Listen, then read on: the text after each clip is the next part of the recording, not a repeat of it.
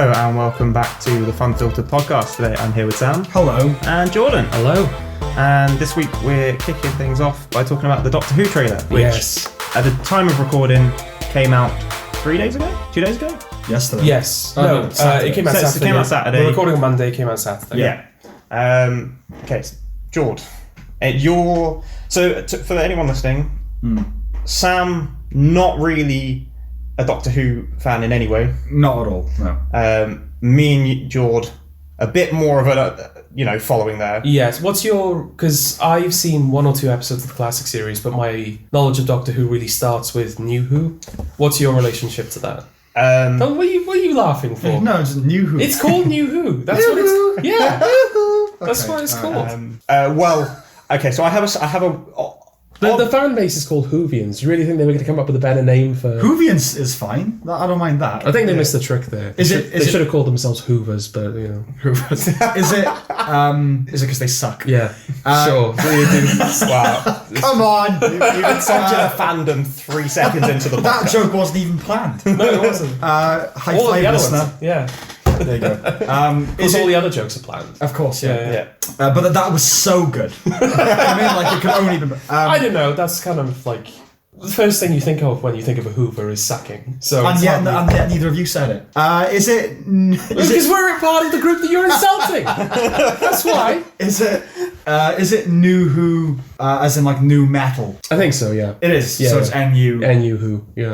Okay. All right. Okay, yeah. Okay. Carry on. I have a slightly weird relationship with Doctor Who in that one of the classic Doctors is a family friend. That one being? Peter Davison. Okay. So he went to school with my uncle. Right. Okay. And then my father ended up painting and decorating. So I met him several times through him. I've met David Tennant and stuff like that. Okay. I was going to say, because you met Tennant as well, don't you? Yeah. So I've met them. So partly because of that, I have seen to familiarise myself with his Doctor Who. Okay. I've watched quite a few of Peter Davison's. Just out of obligation, was it? No, not even obligation. It's just I know who this person is, but I don't really know you as a doctor. Okay. I'm going to see what your doctor was like. Okay. So I've watched quite a few of his. Who was the 7th? Sylvester McCoy. Yes, I've seen quite a few of his as well. Is he universally regarded as the worst? As someone that is... Colin Baker, I would have argued, worse than I don't him. typically hear positive things about Colin Baker, but also McCoy came around at the time the show was losing all momentum, so I think that didn't help. I feel like recently, for whatever reason, it's come up in conversation on other podcasts I've listened to or something, and the joke is that everyone knows it's Sylvester McCoy, I think. Oh, okay. But it might be somebody else. Okay. Yeah. Well, Tom Baker is regarded as the best. As the best, yeah. Tom Baker is the best. Then you had Hartnell to start with. Yeah. Pertwee's third, but who's second? Troughton. Patrick Troughton. Patrick Troughton. Yeah. Yes, because then it's his nephew's in one of them. He played, He's in the episode Midnight or whatever it is. Oh, yeah, no. I'm thinking of something. I thought for some reason his nephew played him in An Adventure in Space and Time, but I think that's just another actor entirely. I swear it's another Troughton, actually. I feel like they've got... there's another Troughton in Doctor Who somewhere. I just can't quite remember what. But yeah, I've seen the odd one of theirs. I've seen, I think, 3 episodes of Tom Baker. Okay. I've seen the TV movie, which is Paul McGann. Yeah. But Colin Baker's the one I haven't really seen any of. Okay. But he's also the only one I think whether it was actually that he got sacked, or it's disputed because his exit is oh no, he's been poisoned. Here's someone else playing him for this. Oh, we've now got Sylvester McCoy. Right. Okay. It's something like that. Okay. Is Colin related to Tom? No. Just a coincidence. Interesting. But then yes, as soon as you having a go again. No. Okay. I mean, it's not interesting. Right.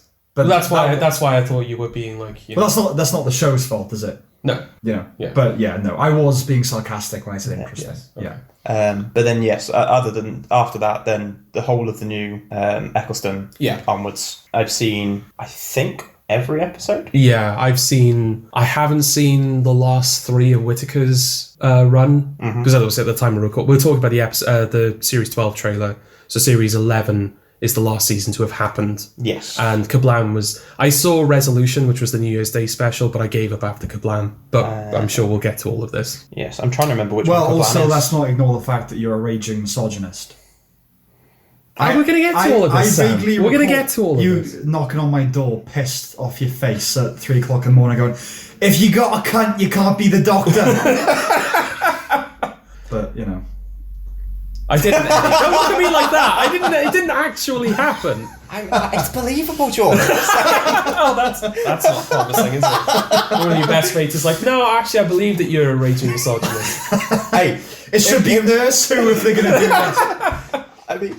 I mean, we figured out that I like to sit around with a cup that says feminism is cancer. So yeah, but that's his mug, If you own the mug, then okay. Yeah, I borrow it every time I'm in the house. Yeah, but it's funny, What, because feminism is cancer? Multiple levels of irony. Okay, so let's actually get on to the trailer. Yeah. Yes. So for anyone listening who didn't watch any of Series 11... It's a girl now. Yes, it's a girl now. Yes, for the first time in the show. No, and technically not, but canonically speaking, it's the first time in the show's history. yes. Yeah.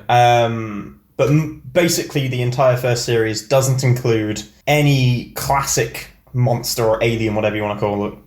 Resolution aside. Resolution aside, Yeah. which obviously has a Dalek in it. But yes, the first series, it focuses more on points of history, or time periods, things like that. So you had like the episode with Rosa Parks. Yeah.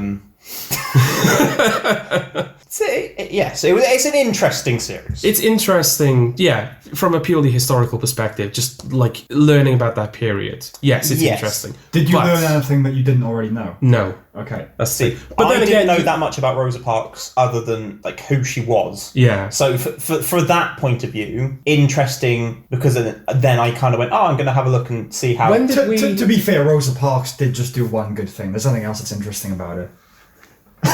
She did, okay, what can you tell me other than, there was this whole kerfuffle on a bus?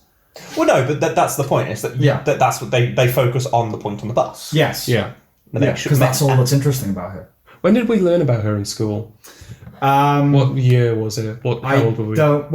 So you learned about Rosa Parks in school, did you? Because I took history GCSE.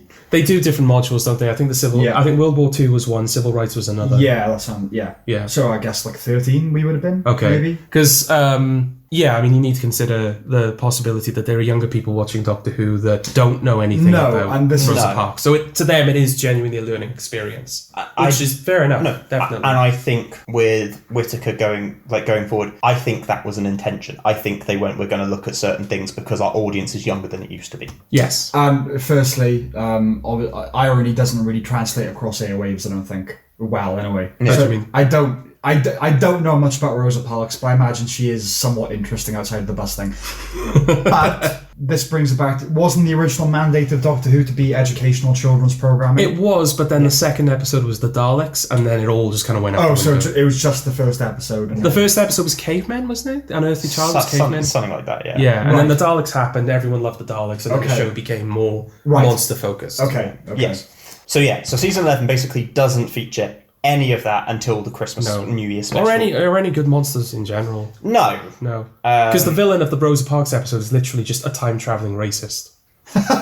That's literally the thing of that episode. But, I think obviously the point being is that they were going for something different. So yes, and after Moffat, who was around for certainly longer than Russell, I don't know, like, in the pantheon of Doctor Who, like whether he was around for a long period of time. I don't know about classics. I think he does more than he did more than T. Davis did. Yeah, definitely did.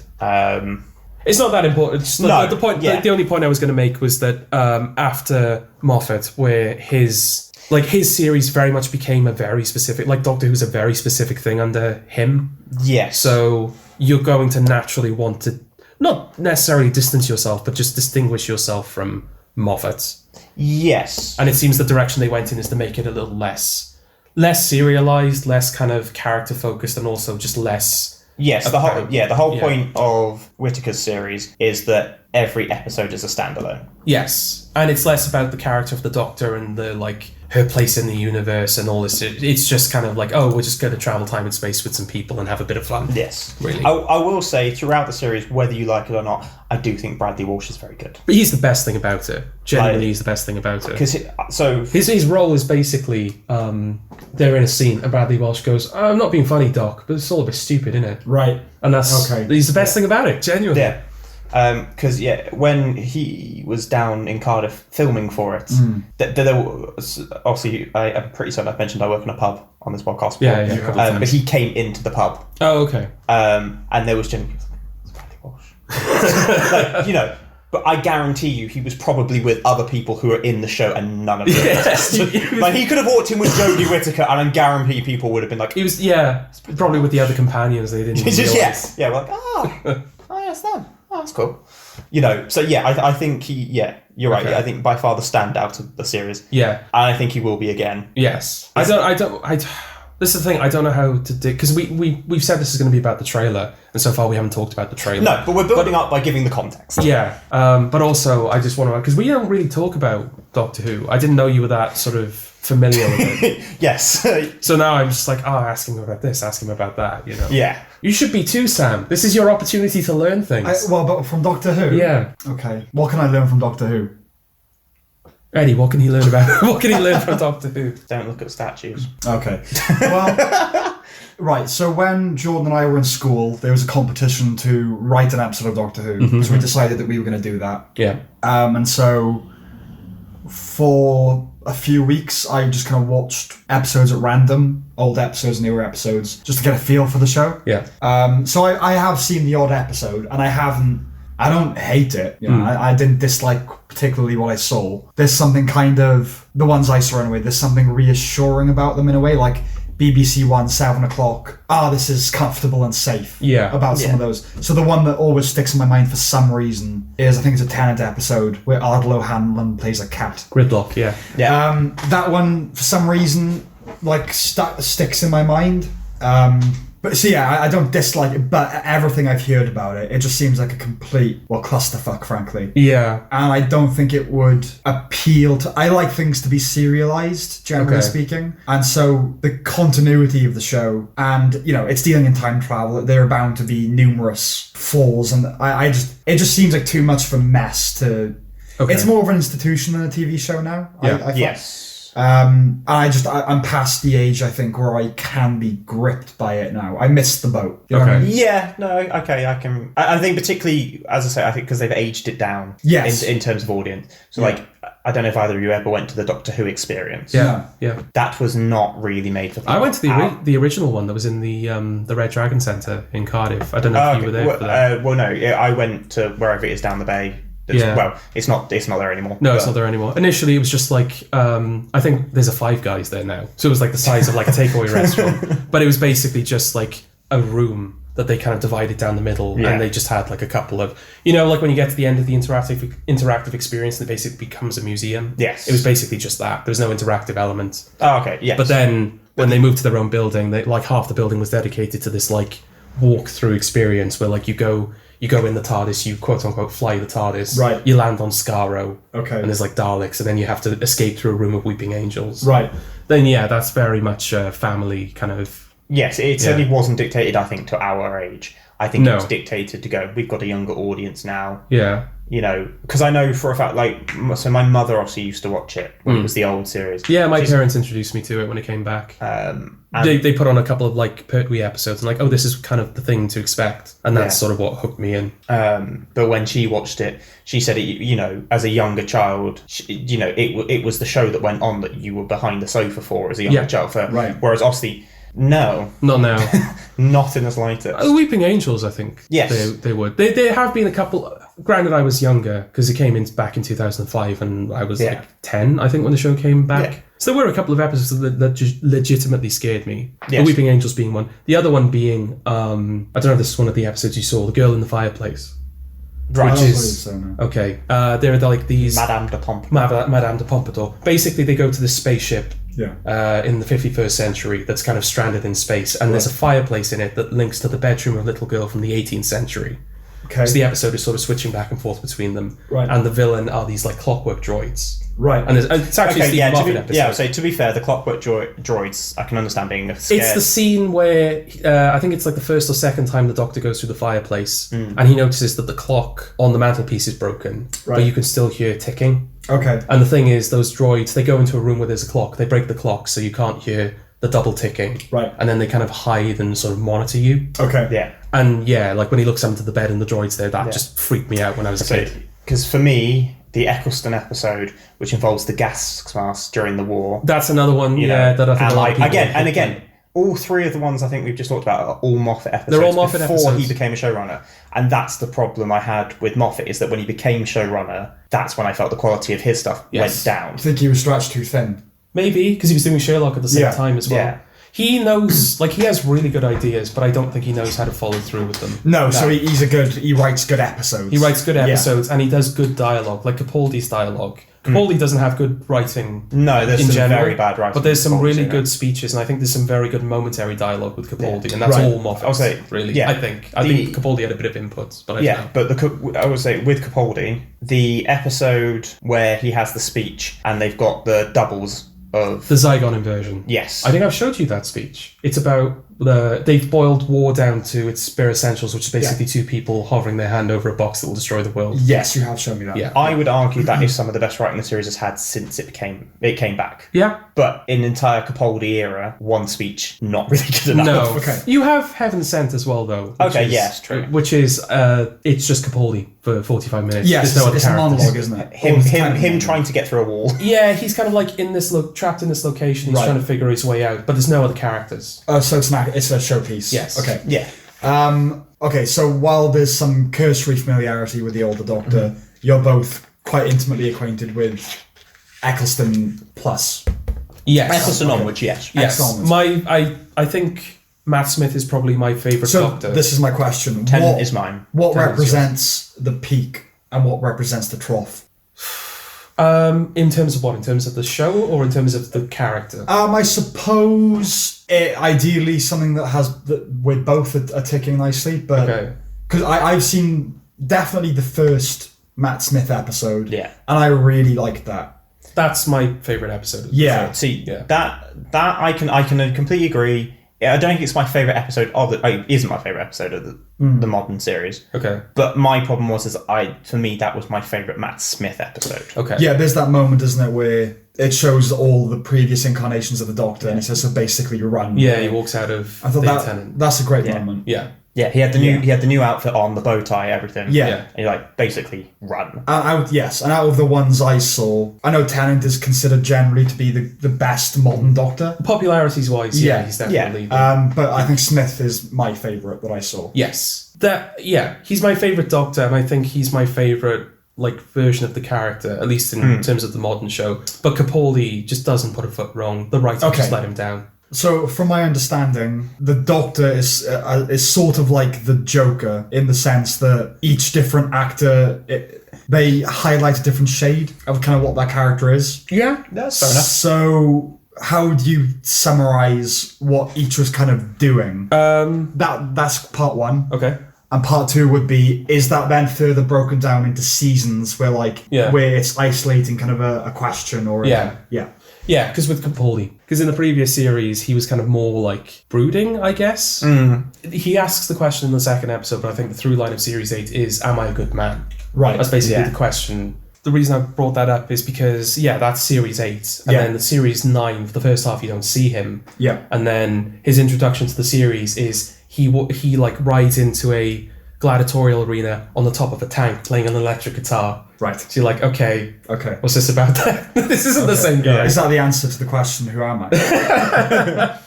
I'm a rock god on a tank. Yeah. Are you not entertained? What's the shit joke? It's like, oh, I thought you wanted an axe fight. Does he call a woman an axe wound or something? No, Sam. Oh, and I'm the misogynist. I asked if he was. Right. No, it's because the He can't be a gladiators misogynist fight now, they've made him a woman.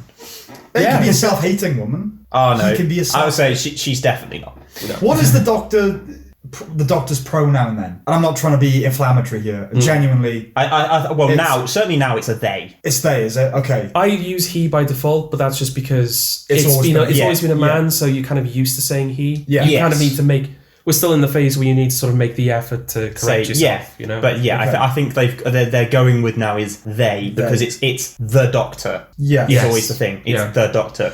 Okay. So what was Eccleston's general vibe? You've got punky, wasn't he? Kind of. Eccleston was. You're familiar with the Time War, right? No. Okay. Basically. Well, okay, we've already got the point. We've completely tangented off from talking about the trailer to explain Doctor Who in its entirety. Yeah. The Time War. You know the Doctor's from Gallifrey, right? I do know that. And you know there are Daleks. I know that. And you know they're from Skaro. Now I do. And you know that the Daleks and the Time Lords hate each other. Yes. Okay. There's a Time War, which doesn't just involve them, it involves so many different... But the two kind of major factions are the Daleks and the Time Lords. Okay. And they basically end up wiping each other out. Right. Gallifrey is... For most of New Who, the story was that Gallifrey was destroyed during the Time War. Yeah. Skaro, I think, was destroyed as well. Basically. Yeah. Although Skaro turns up a couple of times. So does Gallifrey. Yeah, but they explain that. Skaro just appears. We're just on Skaro all of a sudden. What I think, because the idea being, I think with Skaro was that whether it was destroyed or not, it wasn't where it was supposed to be in its orbital space. No, that's Gallifrey. Gallifrey's been displaced. It's displaced in space and time, right? Yeah, because so with the Time War, Because they retcon this, but we'll get to so with the Time War, basically there isn't an end, so he gets frozen in time. I feel sick. I feel so sick. So the Time War's Yeah, we haven't even got to the part where they rewrite all this during the series. Yeah, they do this. Yeah, Yeah. But yeah, so with the Time War, it is basically that it's frozen in time. So at the point at which it's frozen, I think technically speaking, both still exist. Okay. Because when they do try to use Skaro in more episodes, like in the future, Yeah. there's certainly ones that I can remember where they've gone back before the Time War. Oh, okay. So I feel like maybe that's their get Isn't out of there, jail like- free card. Is it the pilot where there's like a moment where they go to a moment during the Time War? Because it's the Daleks versus, I don't know Classic Who, but there's like a race that the Daleks also fought during the Time War, and they're getting killed by a Dalek. Right, when you say the Time War, Yeah. what does that mean? So that's the name of the war. It's what they called the war between the Daleks and the Doctor. Why is and it- the Time and the Lords? Time And the Why Time is- Lords. Why is it a Time War? That's what it's called. I assume It took a very long time. it took a very long time to find Okay. it. But I think I because assume Time Lord. Yeah. Right, because Time Lord, to and me also suggests... I assume time was somehow used as I'm going to say, a I'm strategy. thinking Endgame when you say Time War. Okay. Do you know what I mean? That sort of thing. Yes. But let's not Yeah, even get all into that. depictions I've seen of the Time War, it's basically just normal battlefield warfare. Apocalyptic. Apocalyptic scenarios and stuff. But I think that, I haven't read into it, but I think time was used to some capacity Okay. as part of the fight. Okay. And also, Time Lords, so you know. Okay. Yeah. But yeah, so... And they're a race, aren't they? It's not a job. It's a No, race. it's a race. It's Okay. a race, yeah. Okay. Yeah, Gallifrey is the planet where they're born and they're basically turned into Time Lords. And Yes. they're neither male nor female. They're just a different species that is kind of asexual. No, I think they are gendered, but you can change your gender when you regenerate. Right, okay. Yeah, but it's not. Is it so much a choice, or is it? That's the thing. I've never been... Because... Because from what I gathered with the Master, when he becomes Missy, Yeah. it's, well, I was done being a bloke. Well, Yeah. I assume that there must be an element of like a lucky dip to it in terms of, right, I'm going to regenerate now and we'll see what happens. Because Yeah. otherwise, are they choosing to not only be in this gender but to look like that? Yeah. They can change Also- race as well. Also, I pointed that out. because when Matt Smith regenerates, one of the first things he says is "still not ginger," because that's like a running Yes. joke. Yeah. About wanting to be ginger. Yeah. So in terms of lucky dip, I suppose that's technically the But right then thing. again, with Capaldi, there is an element of choice, isn't there? Because he knows that he's encountered the person he's become before. But I don't know if it's like a subconscious thing. Basically, whatever it probably I think was it's subconscious, in the olden days, it's now all over the place and a bit of a crock of shit. Yes. Yeah. Because haven't they already broken how many regenerations he Oh, gets? yeah. Because he got some more. He's got some The Time Lords gave him some more. That's literally it. The writers gave this one. Literally, he's about to die, and then a crack opens up in the sky, and Chris Chibnall's head comes out. and he just goes, Spits I lines at him. retcon this.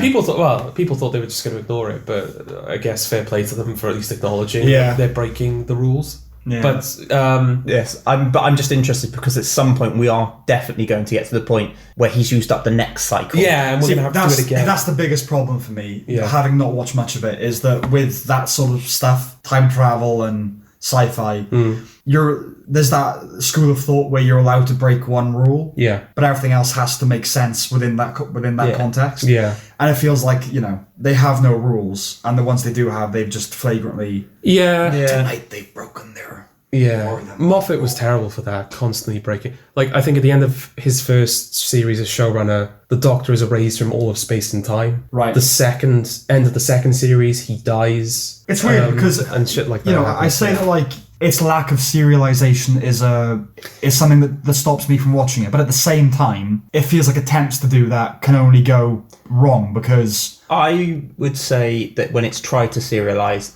that's when I think it's faltered.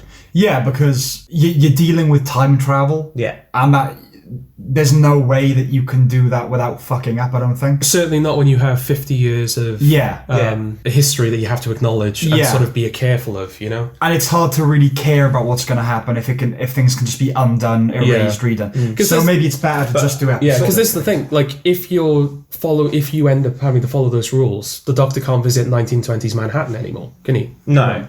Like, there's things like that a future showrunner might not even be aware of. Yeah. I will say, the old classic Doctor Who certainly did serialise more than this series does. Right. So I think it's Colin Baker has an entire series where he is on trial. I can't remember what the trial's about, but that in trial is an entire series. Right. Okay. Pertwee's Earthbound, isn't he? There is, I don't know if that counts as serialization, but he doesn't have the TARDIS during his run. Yeah, like they've played with it at times. But yeah, certainly Classic Who was more serialized than this is now. Yeah. But I think the way it's done now, I think that's why, because they're trying to do, the way they're trying to do different things, I just think doesn't work. Yeah. Like it did back then, for whatever reason. Another thing is that I know you've got to mix kind of the light with the shade, and there is a budget, but you get like these epic, I suppose, episodes that are apocalyptic and all that stuff. Yeah. And then you just get episodes where it's Matt Smith playing football with James Corden. Which is basically... it's part of the charm of Doctor Who. That's what I'm saying, though. It's anything could happen. But, if I anything know happen, that's your big problem with the show, is that literally anything can happen. Anything can happen. This is I do want to try and answer your question about what each Doctor brought, what each actor brought to the Doctor. Yeah. But before I do that, there's an article I saw saying that the first episode of Series 12 is going to be the biggest episode the show has ever done. Meaning? I think in terms of scale and budget, Right. it's going to be the biggest episode the show has ever done. Yeah. Which doesn't... And it literally just consists of Jodie Whittaker taking a shit on the floor. Yeah, but it's like a really expensive shit. It's like really well done. Who stole our shitstorm idea? Yeah, I'm not enthused by the fact that it's going to be a big... Because even though the 11th hour is my favourite episode, and I'm partial to stuff like Doomsday, I think the best episodes, certainly of New Who, are the really small ones. Midnight, Blink, Dalek, where it's like one location and it's very character focused, Blink is my favourite episode of the New Who. Yeah, I'm not surprised. It is a good episode, a really good episode. Yes. And in fact, on an occasion of meeting David Tennant, he asked said question. I told him that it was my favourite episode, and his response was, so the one I'm basically not in. Yes. And I was like, yes, but it's well written. Yes. It's well done. Yeah. And it's a more compelling story, because in my opinion, I think it's also probably the best The Weeping Angels were written. Oh, absolutely. Yeah. And I think there's something about the idea. So at some point in the future, I will discuss the fact that the idea of wanting to write time travel at some point. Yeah. But certainly... Just to clarify, is Blink the episode and don't blink? Yes. Okay. Yes. Makes sense. Yeah. Also be careful, that might be picking up. I know, I'm clicking with my mouse. Live with it. And anyone who's heard the unscrewing of a thing, that's me having a drink. Yeah. I'm the only one actually fucking, You don't have a laptop or a drink for once. I'm aware that we're recording. You haven't dressed for the podcast, though. You're in your work uniform. I came from work. That's no excuse. You say that like we're dressed up. We're in hoodies and jeans or joggers. That is the podcast uniform, isn't it? Hoodies and jogging trousers. It depends. I mean, I come in a shirt sometimes. I am going to start wearing a suit, I think. I decided that whenever I'm doing a podcast, I'm going to wear a suit, and whenever I'm doing a film, I'm going to wear a dressing gown. Yeah, I just that. Just I'm that guy, you know. But I mean, this is the thing. Is genuinely speaking, I wear a shirt most of the time. Yeah. You know, so I look quite smart. Oh, cocky. I look good in a shirt. Shut the fuck up. But, you know, because I wear a shirt, I quite like the idea of sitting down in a shirt and recording, because I probably do that most of the time anyway, but without the recording part of it. Okay. So, fair. You know, when it comes to this, like, show up in a hoodie, I'm like, I'm not actually wearing a shirt today. Right. So, okay. Yeah. Do you think you do better in a shirt? Do you think you would record a better podcast in a shirt? Possibly. Yeah. They are supposed to give you this, like, boost. Elevate you. Yeah. Wearing smarter clothing. Well, let's all wear suits then. For every podcast, let's all wear suits. Nah. Why? Oh, come on, we can't be these people. It's better than the people who, you know, let's go out tonight and let's all wear suits. It's better than those people. Yeah. I remember some of those nights. And I've done You don't have to remember, they still happen. Yeah. Didn't you say that you blame Peaky Blinders for that? I blame Peaky Blinders for its popularity, I suppose. Okay. Because it doesn't just seem to be suits, it does also seem to be, you know, die caps and like waistcoats and 20s vintage clothing. Yeah, well, it has its own festival now. So does it? There's like a Peaky Blinders. Well, because there was like a unofficial thing. Yeah. And so they responded by going, yeah, let's not do that. Okay. We'll do a proper one. Oh, okay. It's fine, you know? Yeah. It's fine. It's on the show. Yeah. Right. But it's on Netflix, isn't it? Is it on Netflix now? I don't know. It is on Netflix, I right? can't remember. I thought I don't actually know. I thought it was on BBC. It is on BBC. I thought it was on BBC, but then once the series finished, it went on to Netflix. Maybe that's right. I thought that was the way basically around. people just assume that all the good shows are on Netflix because that's what they come home and that's what's there, basically. Yeah. It's fine. Yeah. Back to Doctor Who. Yes. Where were we exactly? I don't know, we were rambling again, weren't we? Yeah, as always. Yeah. I would say, so you brought up the question of what does each actor bring? Yes. I talked about Blink, so that we kind of finished with that segment. Okay. But in terms of what each actor brings, so yeah. The reason I brought up the Time War is because that's an invention of the new series, isn't it? Yes. I don't even think when McGann was because because it's done to explain what happens between McGann and Eccleston. Yes. And then they change it. They obviously add to it by inventing the War Doctor later on. Yes. Yeah. We'll fucking get to that as well. But are you even familiar with this? No. The War Doctor. No. Okay. So you know it's like John Hurt. Yeah. Yes, I am. So you know there's like the 10th Doctor, the 11th Doctor. There's the War Doctor just in the middle of which 8 then, and 9. which then breaks the amount which counts as a regeneration, Yes. but apparently it's not like a proper Doctor. Like in the logic of the show, the Doctor is like, oh, that doesn't count. I wasn't really the Doctor when I was John Hurt. Why is he called the Doctor? Why are they called the Doctor? Oh, fuck language. You can't say why are they the Doctor. No. Why I'm going to say it. Why is it the Doctor? I can't remember which Doctor said it, but I think the line was something like, you choose your name on Gallifrey and your name is a promise. Right. So I think it's the Master. I think it's the Master trilogy where he says it. Okay, so the Doctor heals is the idea. Yes, and the Master dominates. That's why he's called the Master. That's why he's called the Doctor. Okay. Yes. Yeah. I keep. We're getting to the point where we're rambling so much. I am losing. Yeah. What we're saying. What each actor brings to the role. Let's do that. Because I feel like we were talking about Eccleston being moody, and I feel like obviously part of Eccleston's series is this is the broken man post Time War. Yeah. Okay, because I don't think I've seen an Eccleston. Maybe I've seen the very first episode. Rose. Rose, yeah. With the mannequins. Yeah. Okay. I probably have, just by sheer odds. Yeah. But the thing I remember that I've seen mostly of Eccleston since he left is him going, it's when he regenerates. He says, you were great. You know what? So was I. Yeah. And that seemed to me to be that character, like a bit cocky and a bit... I think that's the best thing he says. Yeah, he is a bit cocky, but I think that's coping mechanism for... Right. Because he's fresh out of the Time War, isn't he? Right, okay. He's basically just like, he's regenerated at the end of the war. Because he wears like a leather jacket, right? Yes. Black leather jacket, all black. Okay, so he's gone emo. No, I'd say Tennant's the emo one, certainly towards the end. Because that's the thing. But Tennant's victory lap involves him basically being aware that he's going to die, so he goes around trying to change history. Yeah. And doing his own thing. Yeah. What does it mean that they're going to die though? I don't really know how that's anything to be mourned, because they don't. They just literally change what they look like, right? Yeah, but it's also the human beings that they pick up along the way don't know that. no, and No, also just explain. If I said to you, right, listen, I'm gonna die, but I'm like, I'll come back. I'll look completely different. Yes, it'd be weird, yeah. but there'd be I- no reason to be upset. Do you know what I mean? It'd be. I think no it's- one's gonna miss this. Is it Eccleston? Oh, I don't know. I don't know. As a three, we work quite well for this. So I think if suddenly you came back and you were, And I had a head of hair. Yeah. But if you came back and it was, he's Mr. Cool and popular now, and everyone's like, fucking. But isn't this the thing though, that like that wouldn't be the case? I would just come back looking different. No, That's it, no. right? I think it's Eccleston who says that like you're basically a different person as well. But they're not, though. No, it is kind of an excuse just to sort of so that the actors don't keep having to copy each other. Yeah.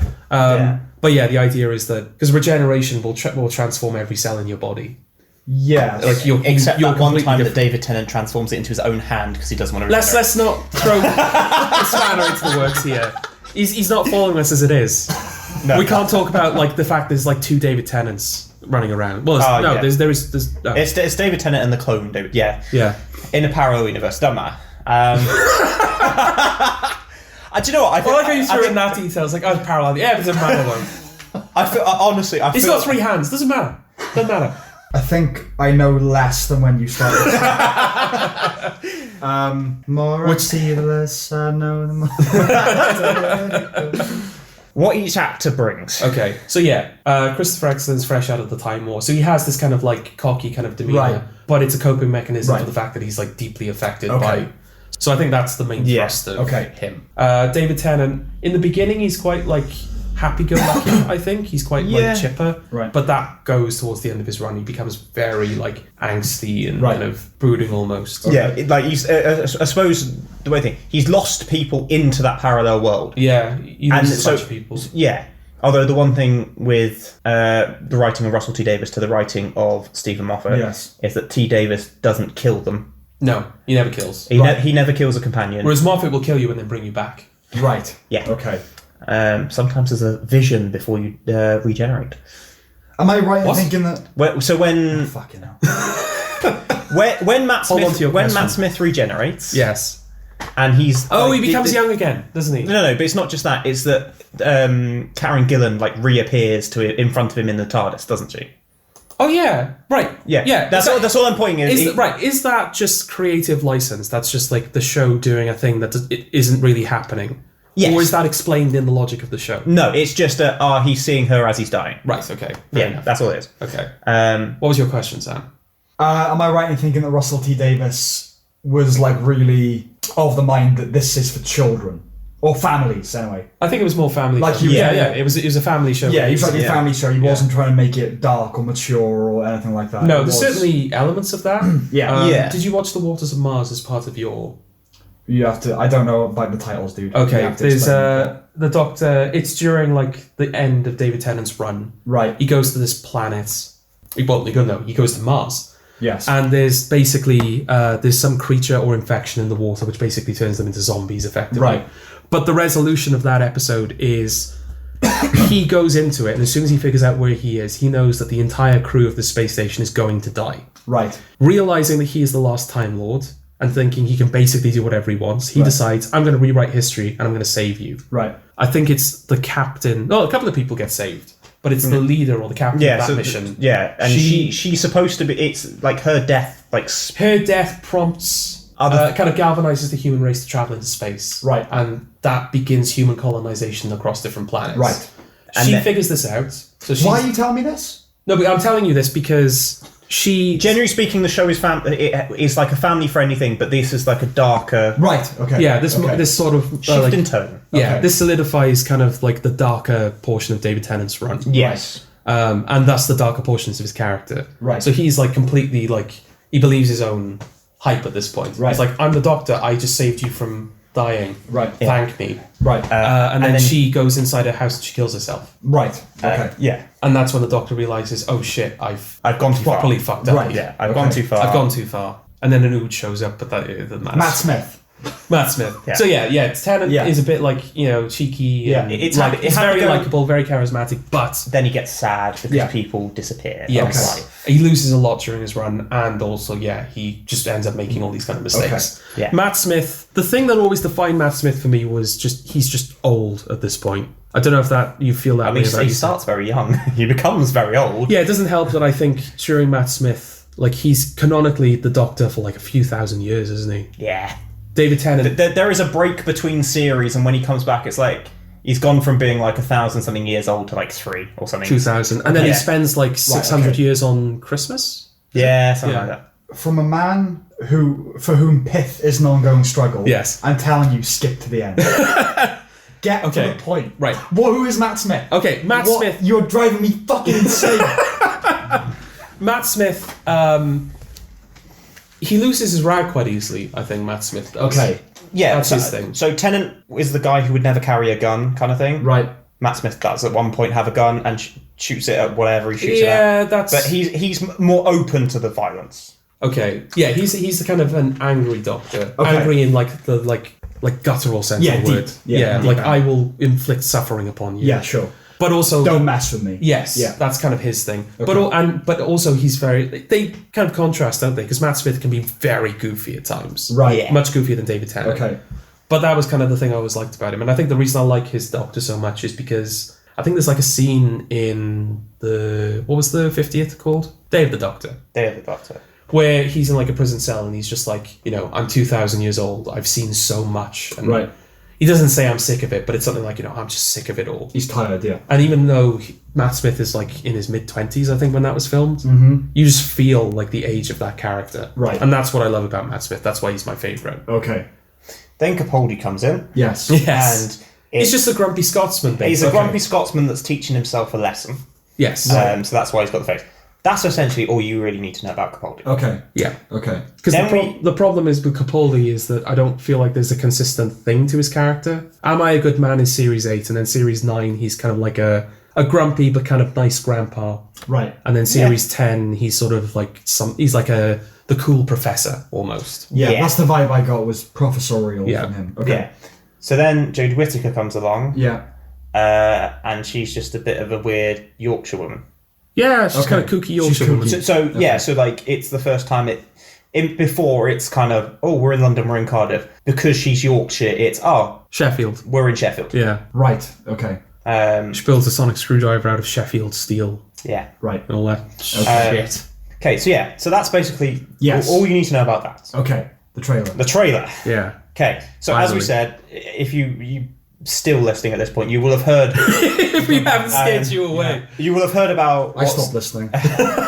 what Series 11 had to offer. So the trailer has come out, and we get a glimpse of the Cybermen. Yeah, they seem to have gone in, what? Why are you laughing now? No, they're just the pronunciation of that. It makes it sound like Maury Cyberman. Wait till we get on to Zack Snyder. The pressure's on now if you pronounce that correctly. Oh, Eddie. fucking hell. All I was going to say about... all these Jewish faux pas. All I was going to say about the Cybermen was that they seem to have gone in the steampunk direction, which is what they did with the Dalek. Right. Yeah. Which... I was going to ask you whether you think that Dalek design is a one-off, but fuck it, let's just move on. Yeah, it's probably not. Yeah. What are you doing? It didn't work out as well as I wanted it to. I tried a no compilation. I thought it would just be people going no, but there was context. I don't want. Okay, so we see the Cybermen. Yeah. We see the Jadoon, who are back for the first Hey, you're time. going to fucking mock the pronunciation of that, are you, Sam? Of what? Jadoon? Jadoon. I don't know how it's meant to be pronounced. Jadoon. Jadoon. Yeah, genuinely, it's Jadoon. Okay. They're back, and they're kind of like... How'd you do? Go on, Eddie. They're like space Let's police, just ignore basically. Yeah, they're Oh, space they police. like rhinos. Yeah. All right. Yeah, there you go. I know stuff. They're There you back. go. They got mohawks now. Mohawks. Because that's what... Is it the 80s? That's what a cool show Are would they do. Thatcher rhinos? Oh, God, they might... I don't know. That's the go for like a punk like Mohican. Yeah, You know? It's Jesus, I can imagine that happening. I'm still terrified Stephen Fry's going to be a racist. I bet the rhinos will represent AIDS or something. In the 80s. Yeah. Then we've they got a got... horn. what's the name of the character that you brought up? Bradley Walsh. No, the creature that hasn't been in since... Ragnos. Yeah. So what looks like the Rachnos? Yeah, pretty But- sure it's the Rachnos. People seem to think it's the Rachnos. What's the Ragnos? Rachnos? What's the Ragnos? They're basically spiders that consume just anything. Right. Okay. They're like humans. Yes. Did you? Arachnos. No, Rachnos. Oh, Rachnos. Okay. Yeah. Did you see the? I think it was Catherine Tate's first Okay, so episode. the Christmas episode with Catherine Tate. I don't think so. She basically stops David Tennant from killing one. Oh yeah, that's another like Dark David Tennant episode. He's genocides the Rachnos, which is why I'm kind of surprised to see them back. But it's probably earlier in their lifespan. Yes, Right. they look slightly different. Yeah. But they're back. But then there's still the historical elements. So we've got Paris 1943. Yes. Yeah. Nazis. Yeah. So And then also Stephen Fry and Lenny Henry show up briefly because the BBC seems to be making a big deal of the fact they're playing supporting characters, or at least guest characters. yes, But we still don't know in what capacity they're showing up. no, it does. I'm expecting Stephen Fry's probably for the episode he'll be in. I reckon he'll be a big part of it. I think he's going to be like a Prime Minister. Yeah, a historical prime minister or something. Yeah. I don't know who we would be because he's not Churchill. We've already got a Churchill. No, I don't know. But is he in the 1943 episode? No idea. Okay. Yeah, it's not clear. From which the episode very it is. brief thing I saw, he was sitting behind a desk. Yeah. He was Stephen Fry. Yes. It looked like he was a prime minister or something. Yeah. Yeah. Well, I mean, yeah, Lenny Henry in a car. then Yeah, in a car, in a yeah, vineyard. looking back in a vineyard. Yeah. I mean, it's looked like nothing to me. But I don't know. I don't know about you. I don't think Doctor Who has ever had particularly great trailers.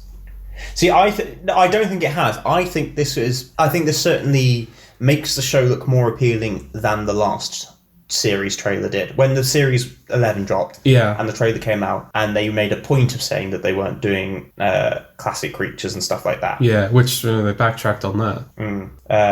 I think this would advertised it a hell of a lot better. Okay. But no, generally speaking, I would argue that Doctor Who is quite well famous for doing bad trailers. Okay. I don't think many are cut together to look great. No, I've never really paid attention to the trailers. I always watch a trailer just for the release date when it comes to Doctor Who. Yeah. I've never really paid attention to the stuff that goes on in the trailer. It hasn't convinced me to finish Whittaker's currently only season, but I'll give the first episode of this series a go.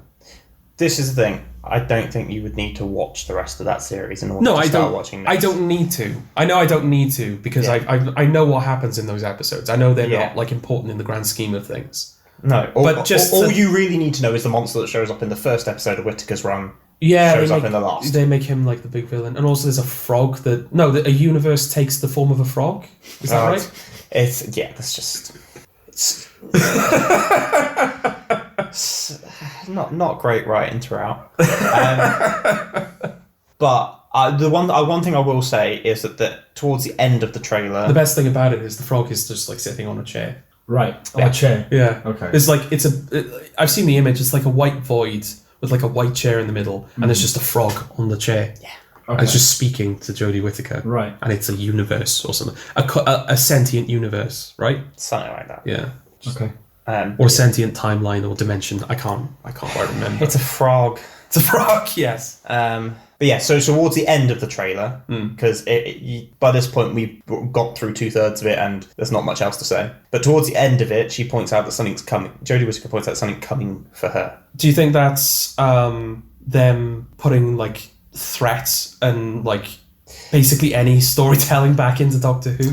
Well, this is the thing. I don't know, but there has been plenty of rumours over the last year that she's going to step out after this series. I've heard that her and Chibnall, this will be their final. Apparently, this is going to be their final season. Yes. Which makes me wonder whether they are teasing her end already. Okay, maybe. Because there are plenty of people who want to see rid of both of them. Yeah. So they're going, hey, watch this series. You want to see how she goes out? Right. Hate watching. Okay. Yeah. Because otherwise, the only thing that I can sense is that it's her character sensing that the Cybermen are coming, Yeah. and They're hardly. they're not going to kill her. They haven't been away long enough to warrant that kind of like return. You know. No, literally one of Capaldi's last episodes. His last story, Involves minus the the- Christmas one, was the Cybermen. Yeah. Yeah. And the Christmas one is set up One of the that episode. The first half in particular, probably one of the best Cyberman stories they've done. Yes. broadly speaking, I'd Because say. it's not the normal Cybermen, it's the other... It's the classic Cybermen. And also it's tied to the companion and blah, blah, blah. I can see Sam tuning out even further somehow. I'm trying. Yes. I'm trying. You're trying to tune out? No, To I'm be trying fair- to listen. Okay. Yeah. Other than that, the trailer is pretty meh. Yeah, it's a mere trailer anyway. And I don't think there's much more we can go through on Doctor Who without losing Sam to sleep. Yeah. The only other thing I would ask Yeah. is kind of your opinion of Series 11 broadly. I feel like it's something we have to touch on if you're going to talk about. It's alright, is my opinion. Okay. It's nothing special. Right. It was interesting to see the direction they took, because... They took a direction. In terms of taking it away from the classic monsters. Okay. So we want to introduce this, it's a woman, we want to do something different. We're going to look at stuff that's history, stuff that's future, that isn't what you would usually expect from the show. Okay. Because it's just them travelling in time and space. Yeah. And it's trying to get them to focus, I think, a bit more on time rather than space. Right. So in that regard, interesting. But I think it has some of the worst writing of the modern time. So in the first episode, Jodie Whittaker doesn't have the TARDIS, basically. The TARDIS goes somewhere. Yeah, just disappears. And then it turns out in the second episode, the Ghost Monument, which is on some random planet, is the TARDIS stuck in like a loop of time or whatever it is. Right. That, to me, was just a crock of shit. Okay. Specifically that it was the TARDIS? Because I knew it was going to be the TARDIS. No, yeah. From And the that's the episode thing. began. In that regard, inevitable writing, because there was no way she was going to do it. Because at the start of it, it was like, she doesn't have a TARDIS or a screwdriver, which is a concept if I thought about writing an episode of Doctor Who, I think that's quite interesting, the idea of the Doctor not having a TARDIS or a screwdriver. The 11th Hour sort of does that, doesn't it? Yes. Yeah. They just kind of strip him of all his resources and he Yes. still has to save the world. And I think that the idea of doing that is interesting. Yeah. But they were never going to have it where Whittaker wasn't going to have those. So you knew full well that when they ended up in a fucking hell. Words will come out properly. Okay. When they ended up... Are you boring yourself? What's happening? I just think we're basically hitting an hour at this point. And we're You still on Doctor kind of Who. know how I feel during the Sonic discussion now, where it's like you're saying a thing, it's like, but I could say this, oh, but I have to explain this, and you just like, your brain is I've literally... stuff. I fried my own brain for an hour talking about Doctor Who. I don't think you two will ever know how I felt during the Sonic and Doctor Who conversation. No, the look on your face says it pretty well. Yeah. No, it just seems like such a mess. It's not like I'm bored of it, like, just don't talk about it. It's more just that I can't find an in. There's no in for me here. Yeah. I don't even know how to start thinking about it. Yeah. I mean, remember the episode that we were going to write? Do you remember what our premise was? Was it Prohibition? It was. It was, yes. Do you remember the plot? Was it mind control? I think the idea was that an alien spacecraft had crashed, like, in that period. Yeah, during that time. In Chicago, probably. Yeah. And they were using bootlegging channels to refuel their craft. Oh, okay. Something like that. Or it turns out that they were controlling, like, the bootleggers and they were the fuel. It was something like that. Oh, okay. I thought it was... they would bootleg alcohol. They would sell it at bootleg bars, but it was actually a mind control serum so that the humans would flock to the craft. Yeah, to repair the ship. Yeah, that makes sense. Yeah. I just remember the opening scene of the TARDIS appearing in a speakeasy. Yeah. Him coming out, analysing a drink with his sonic screwdriver. Yeah. And saying, like, where's my fedora or something like that. Yeah. After the opening credits. He walks. Everyone's looking at him. He's like, I've got my fedora. And then it wasn't a bad idea. Like, that's what the show should be, I think. Like, just a little idea that's combining sci-fi with history. Yeah. Like learning something. For kids. Yeah. And also, I think like he teamed up with a cop or like a prohibition agent whose brother had gone missing. Oh, okay. Something like that. Yeah.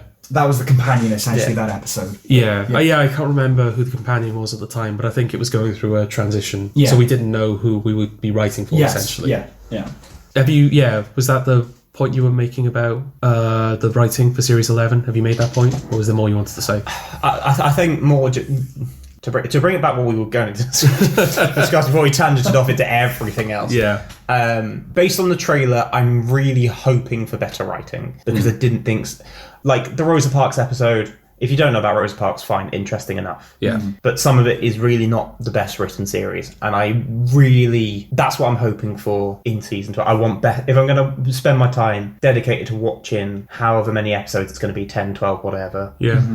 I want better writing. I want better character development. Like, there's a bit in the series. What's the female companion's name? Yes. Yeah. So there's a bit in that where she's crying. And right, and everyone's like, "Oh God, emotion! We're finally getting character development for this character." The response to that was she wouldn't be crying unless someone had died. Okay. Now, do we know that for certain? No. We knew anything for certain about no. But that was what the opinion was. Okay. Was she wouldn't be crying otherwise. Okay. Unless there had to be a reason for it. Yeah. So then their suggestion was that at least one of them was going to die. Okay. Or can all of them die? Except Bradley Walsh. We'll keep Bradley Walsh. Kill Jodie Whittaker. Just have Bradley Walsh in the TARDIS. Well, I was going to say the thing with Bradley Walsh being in it as the companion is there was a time where he was touted as the replacement for the Doctor. So the fact that he is become the companion and he's by far the best thing about the show. Yeah, it's show. I think he'd be a half decent Doctor. Okay. Pretty decent Doctor, actually. At this stage in its history, whatever you want to call it, at this stage, as a viewer, as a fan, what are you now looking for out of Doctor Who? What do you get out of it? Like, obviously you're not loving it at the minute, but what can it do? Like, it's so messed up now. I'm just looking for great episodes or great. That's all I'm looking for. Yeah. Okay, you want good episodes. I want to see some good episodes. I want to see something interesting. If they're gonna go down the route of doing the history things, I want something more interesting about it. Because when you talk about like meshing the sci-fi with the history, which is essentially what the show's supposed to be about. Yes. That's what I want to see. If they'd have gone back to the Rosa Parks era and she's being eaten by a giant, octopus or something that's a robot. Yeah. That might be quite interesting. Well, sci-fi has always been about other things, right? It's just good sci-fi, but with the decoration of that sort of aesthetic. Yeah. So, it's that sort of thing. I'm not saying it was the best thing ever, but prohibition, bootlegging, but the drink is a mind control drink. Yes, that sort of thing. Neat little ideas, like things like Buffy did really well. So, but in that it was kind of supernatural mixed with coming of age tropes. So there was an episode where I haven't seen much of Buffy, but the example that always springs to mind. There's an episode about a girl who kind of feels socially invisible and she becomes invisible. Your typical kind of analogies. Yeah. And I think that is what Doctor Who should be trying to do now, because I think from what I've heard, their attempts to serialize, their attempts to deepen it just don't work. So just like get a good version of the character that people want to spend time with and have fun with, I think crucially. Because Doctor Who should be fun, I think. Yeah. I think fun interspersed, like, so with Tenet and stuff, where you had towards the start, it was the odd episode was dark. Okay. Fun with a bit of darkness thrown in, I think works perfectly for it. Yeah, because you've got the fun space adventures and the monsters that the kids will resonate with. But then you have like the sort of character development of like the companion and the Doctor. That's kind of more for the adults. I mean, we talked about this with Sonic, but I think this is another one of those that you can't Batman Doctor Who. It just doesn't fit that sort of more adult, broodier tone. You know what I mean? There's no... No, I think it'd be doing it a disservice. Yeah, there's no real world of Doctor Who. It's just so unreal. It can only be, not goofy, but, out there. Yeah. But yeah, if I'm a viewer of Doctor Who, I don't really want to be getting like this survivor's remorse, survivor's guilt stuff about and genocide, and it's like, that's not what the show should be. It should just be this wacky guy or girl traveling through time with us, the companion, their relationship, and just like learning a bit about history through these fun little stories. There's a case to be made, I think, that the Doctor isn't really even the main character of Doctor Who, it's the companion. Right. Yeah. The Doctor is just kind of like Basil exposition and also the comic relief kind of rolled into one. Yeah. But it's the companion. Yeah, exactly. But it's the companion that you actually like... Who has the journey. Yeah, the show is sort of seen through their eyes, really. Yeah, but the companion should be the one to have the arc, I think. The Doctor should just be a constant. Yeah. You know what I mean? And that's kind of, because that's another problem with Moffat, is that he did try and make the Doctor the main character of Doctor Who. Yeah. I think that's one thing they, like, for all its failings, I think they attempted at least a character arc for, and again, I can't remember his name, it's not Bradley Walsh, it's not Yaz, it's the other one. Ryan. Yeah. So there's an attempt at, like, a character Did thing. they? So in the regards of, so it starts, so obviously you know he's got his problem with mobility. Oh, he's got some coordination. He can't ride a bike, basically. Yeah, he's got a coordination thing. His then, it's not his mum, is it? It's his... grandmother. Yeah. So she passes away, and obviously there's like the bit about the father, like, so you have like all that journey. I don't know about that journey. I don't know where his mother is, but his father has abandoned him, I think. Okay. And so as part of dies. yeah. And then, and she's the one that's something. So he goes through the thing, and he's going through that, and then obviously it ends with him. He saves his father in the end. Yes. So he has like a little bit of a journey with the family kind of thing. Okay. You're also forgetting, I think, literally the only piece of drama to come from the main characters of that series, which is he refuses to acknowledge Bradley Walsh's grandfather. Yes. That's literally the only... It's something I kind of noticed, but it's something a friend of ours who also really likes the show pointed out. There's no conflict between any of them. The Doctor, Yaz, Ryan, Graham, they all just get along. Yeah. The only conflict in the show is kind of like it's thrust upon them. Yeah. Just like, oh, there's a villain now that we have to deal with. But it's not like with Clara and the Doctor, where there was like a real problem there, but the Clara was sort of like basically becoming the Doctor. Right. Not literally, just like she was sort of taking after him. She started wearing his jackets. Yeah. Okay. Like Amy was basically like, she basically had the Doctor wrapped around her little finger. You had like Rose, who was in love with the Doctor. You had Martha, who was in love with the Doctor, but the Doctor wasn't accepting her advances. Right. You had Donna and the Doctor, who were like the Doctor was sort of done with relationships for a while. It's like, I just need someone to travel with where there's like nothing. Right. I don't have to try, basically. You're just a friend. Mm-hmm. And Yaz and Graham and Ryan are just kind of like, oh, it's all right, Doctor, we're here too. We're your mates. We're your mates. Okay. That's it. The only spanner in the works is that Ryan won't call Bradley Walsh his grandfather. Yeah. But it's completely unreasonable because Bradley Walsh is just the nicest man. Right. So Ryan just comes off as a twat, basically. Okay. I think. Yeah. That's fair enough. And also this coordination issue, whatever it is. He can't ride a bike in the first episode, but he can perfectly shoot a gun. Right. In the second episode, he shoots a gun at some robots. Right. And then in like in Kablam, he can't jump off a conveyor belt because he can't doesn't know where he's going to land. Right. So the only thing he's got, it's completely inconsistent. Yeah. I think we need to stop talking about. We do need to stop talking about. My brain is now completely fried. Yeah. I'm genuinely sorry to the listeners because I think if you're not, this is just boring. If you don't like Doctor Who, it really is, isn't it? I think I said on the Sonic episode that we were going to cut a lot of it. I don't think we did in the end. We didn't cut a lot of Sonic. I can imagine some of this is definitely going. Yes. Okay. All right then. And I am sorry because I feel like we've also kind of talked about the lesser interesting parts of the show. We kind of touched on relationships with what the actors have brought to the role and the relationship with the companions, but in terms of what you can talk about with Doctor Who, I think we've kind of stayed in the surface stuff for too long. I really don't think we sold Doctor Who well to anyone. No, we haven't sold the show at all. We haven't sold the show at all. But I think at this point, all you really need to know is that they dropped the trailer for Series 12. Mm-hmm. It was a bit meh, but that's what Doctor Who does. Mm-hmm. We're probably going to give it a watch. Well, certainly me and Jordan are going to give it the first episode. I'll give it a go, and see what it's like. Yeah, don't feel compelled to, Sam. I'm not going to. Okay. Don't worry about that. I'm sure I'll tell you about it. In a year's time, we come back, Sam's the biggest Doctor Who fan going, and it's just us like, no. I've tried, Eddie. It's not going to happen. There is one more thing, and it's not really about the show. Right. But it is one more thing. Sam is currently looking at like he's died. Yeah, he's just slumped over in his chair. Yeah, if there are perchance any international viewers or listeners of ours, I think it's probably worth bringing up that we actually live in the epicenter of Doctor Who. Yes. Don't we? We live in, me and Sam obviously live in Pontypridd, you've moved here, you live in Cardiff. Yeah. And they're very big, Doctor Who films around here all the time, basically. Even when they're supposed to be in Sheffield, it doubles as. Mm-hmm. They always film around Wales. The studio used to be literally the street over from where I lived.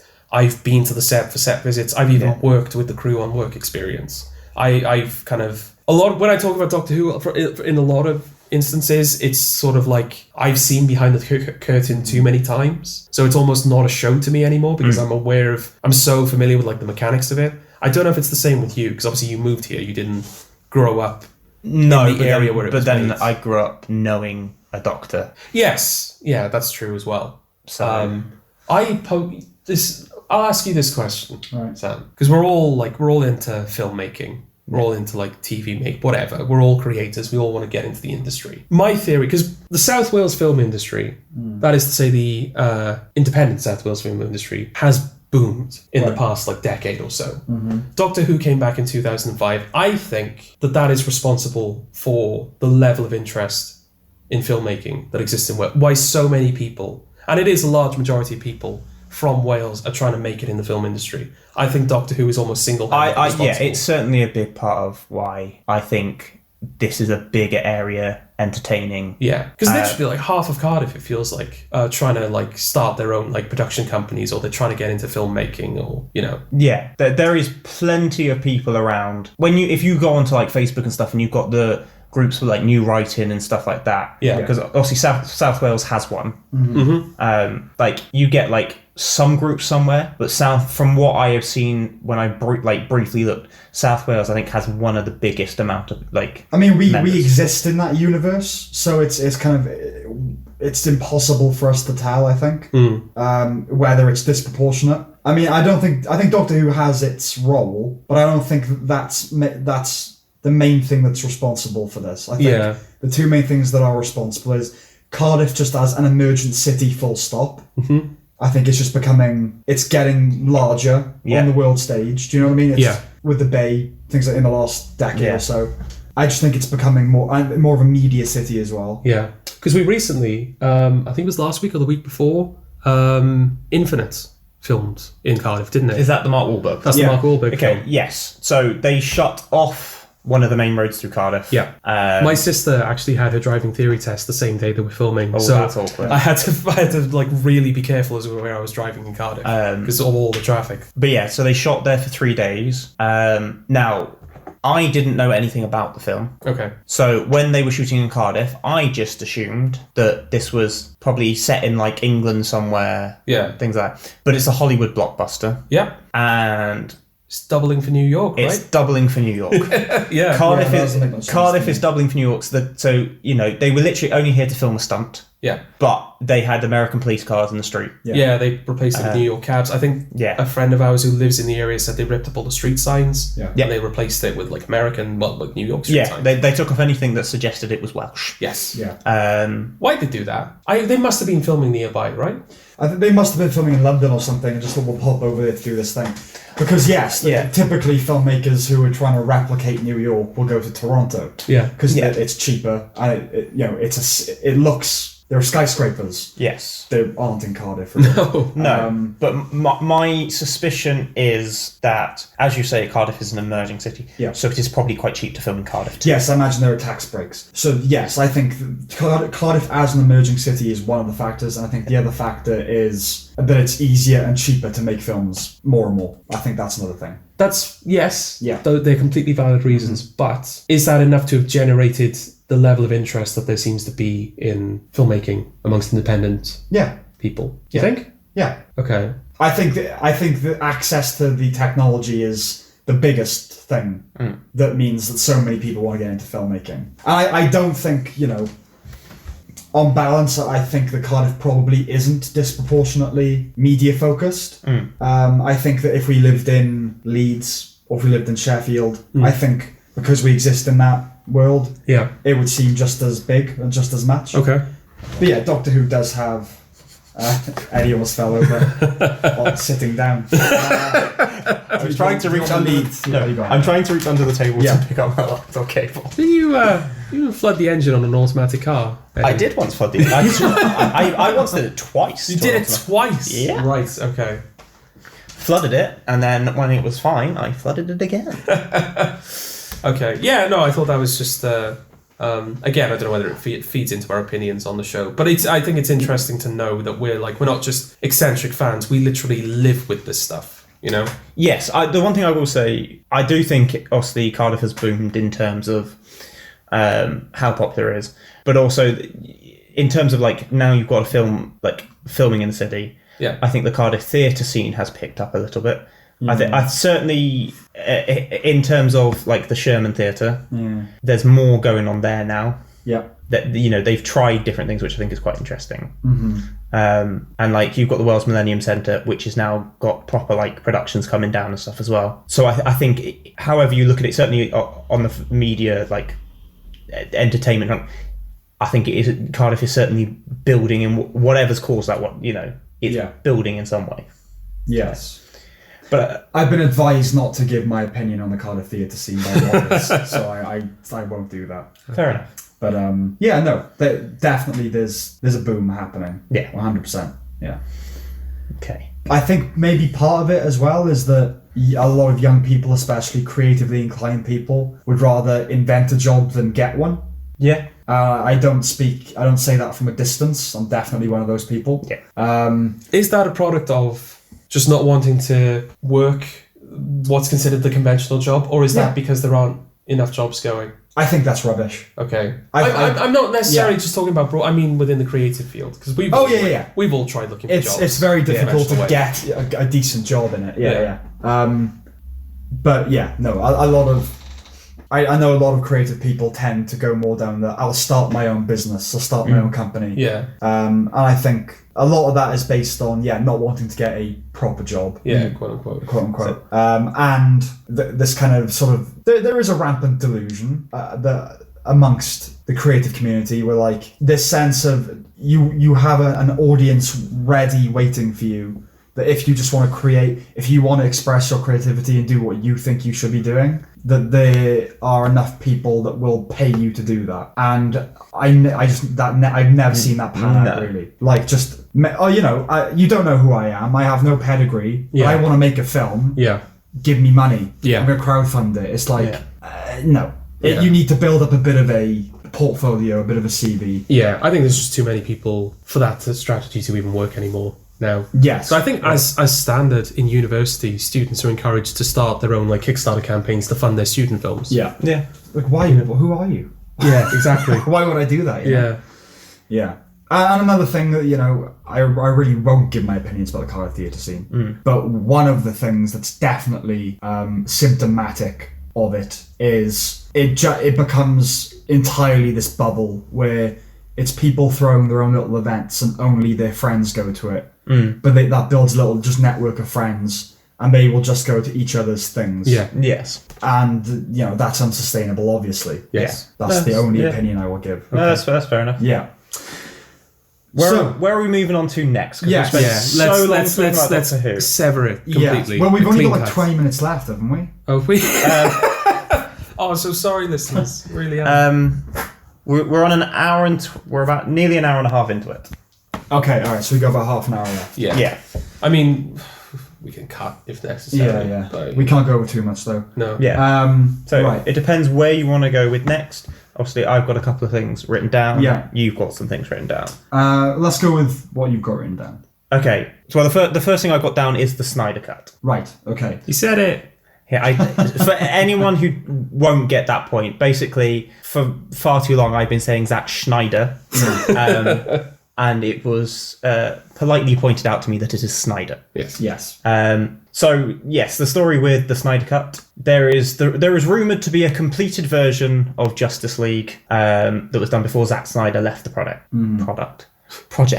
Oh, it's that's a Freudian slip. Yeah. And basically, after this got mentioned, was it by whatever his name is that plays Aquaman? Jason Momoa. Yeah, was it? I feel like it was him that brought it up. I'm not sure who initially. It was certainly brought up earlier in the year. Okay. And basically, what's happened is that this has grown traction as time has gone on, and we've got to the point where even Ben Affleck and Gal Gadot are tweeting their support that this should come out. Well, it's sort of come out that a select number of industry professionals were brought in and saw the Snyder Cut. Yeah. To offer their editorial advice. Damon Lindelof being one of them. Okay. Because he has seen the Snyder Cut. Okay.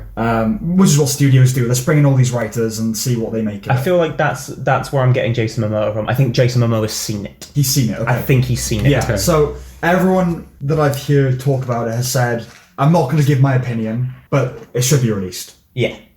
And, it's difficult, isn't it? Because Zack Snyder is not a good director. And so it's kind of, I'm all about the artistic integrity of the filmmakers rather than the demands of the studio. But do we think there exists a cut of, what film is it? Justice League that is going to, oh wow, if only we'd seen this the first time around. No. Because not only, ignoring the logic problems of it and the plot problems of it, it just looks terrible. Do you know what I mean? Yeah, I mean, I haven't seen Justice League because I watched a trailer and went, I'm not going to like that. Yeah. The reviews came out and I went, I'm not going to like that. Yeah. So for the suggestion to be that by having the Snyder Cut, suddenly it's going to change my mind. Yeah, That's like saying whoever directed, and I don't like to keep bringing up Suicide Squad, but whoever directed Suicide Squad initially, the initial cut of that's going to make me suddenly like the film. It just, no way. I don't think I've ever seen a director's cut that's radically changed my opinion of the film. No. Donnie Darko, I think the director's cut has pages from the book just flash up on screen that sort of explain what's going on. But part of the appeal of Donnie Darko is that you never really know. No, so it's a clusterfuck and it's brilliant. Yes, exactly. It's so confusing. And then Apocalypse Now, the Redux. There's just there's an extra 40 minutes or so that's just a side plot from the film, but adds nothing to it. And so I prefer this kind of studio cut of that film. Yeah. I just don't, I think, if the original cut from the studio is bad, the director's cut will not make it better. I think a good film will have a good film in it, even with cuts. Do you know what I mean? Yeah. And the studio's not going to release what they consider a bad film. Yeah, an inferior version. Yeah. No. Yeah. So there's the best this can do is push it from a 2 out of 10 to a 3. Yes. You know? Or at least make it less confused, I think. Because I think that was people's complaints with it, is that it just felt confused. Yeah. I think that's the problem with DC in general. I don't think they know where they're going and what they're doing. Oh, absolutely. No. Yeah, absolutely not. Every film has literally been course correction.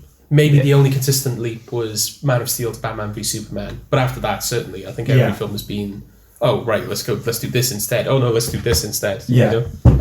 It's like, new Suicide Squad film coming out. Right, well, this is a reboot of the old version, but we're going to have most of the cast from the last one in it. Yes. Yeah.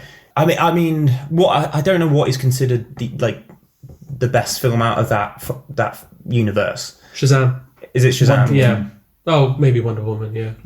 But then obviously that's supposed to have a sequel, and there are people questioning when that's coming out now. Yeah. Which seems to be a common theme with the DC universe, which is that they don't know where things are coming out. No. And I think the problem is as much as I hate the film, and it's not in the DC universe, but as much as I hate the film, I think Joker is probably arguably better than half of that universe, if not all of it. Oh, it's definitely a better film than anything from the DCEU. Yes. And DCEU, I really like all my letters just blended together there. Yes. DCEU. But and Joker is, I mean, I mean, he's getting to the point where maybe we're in the minority of it, how much hate or disliked Joker. Well, that's the thing, I wouldn't say I hate the film. No, I don't hate it either.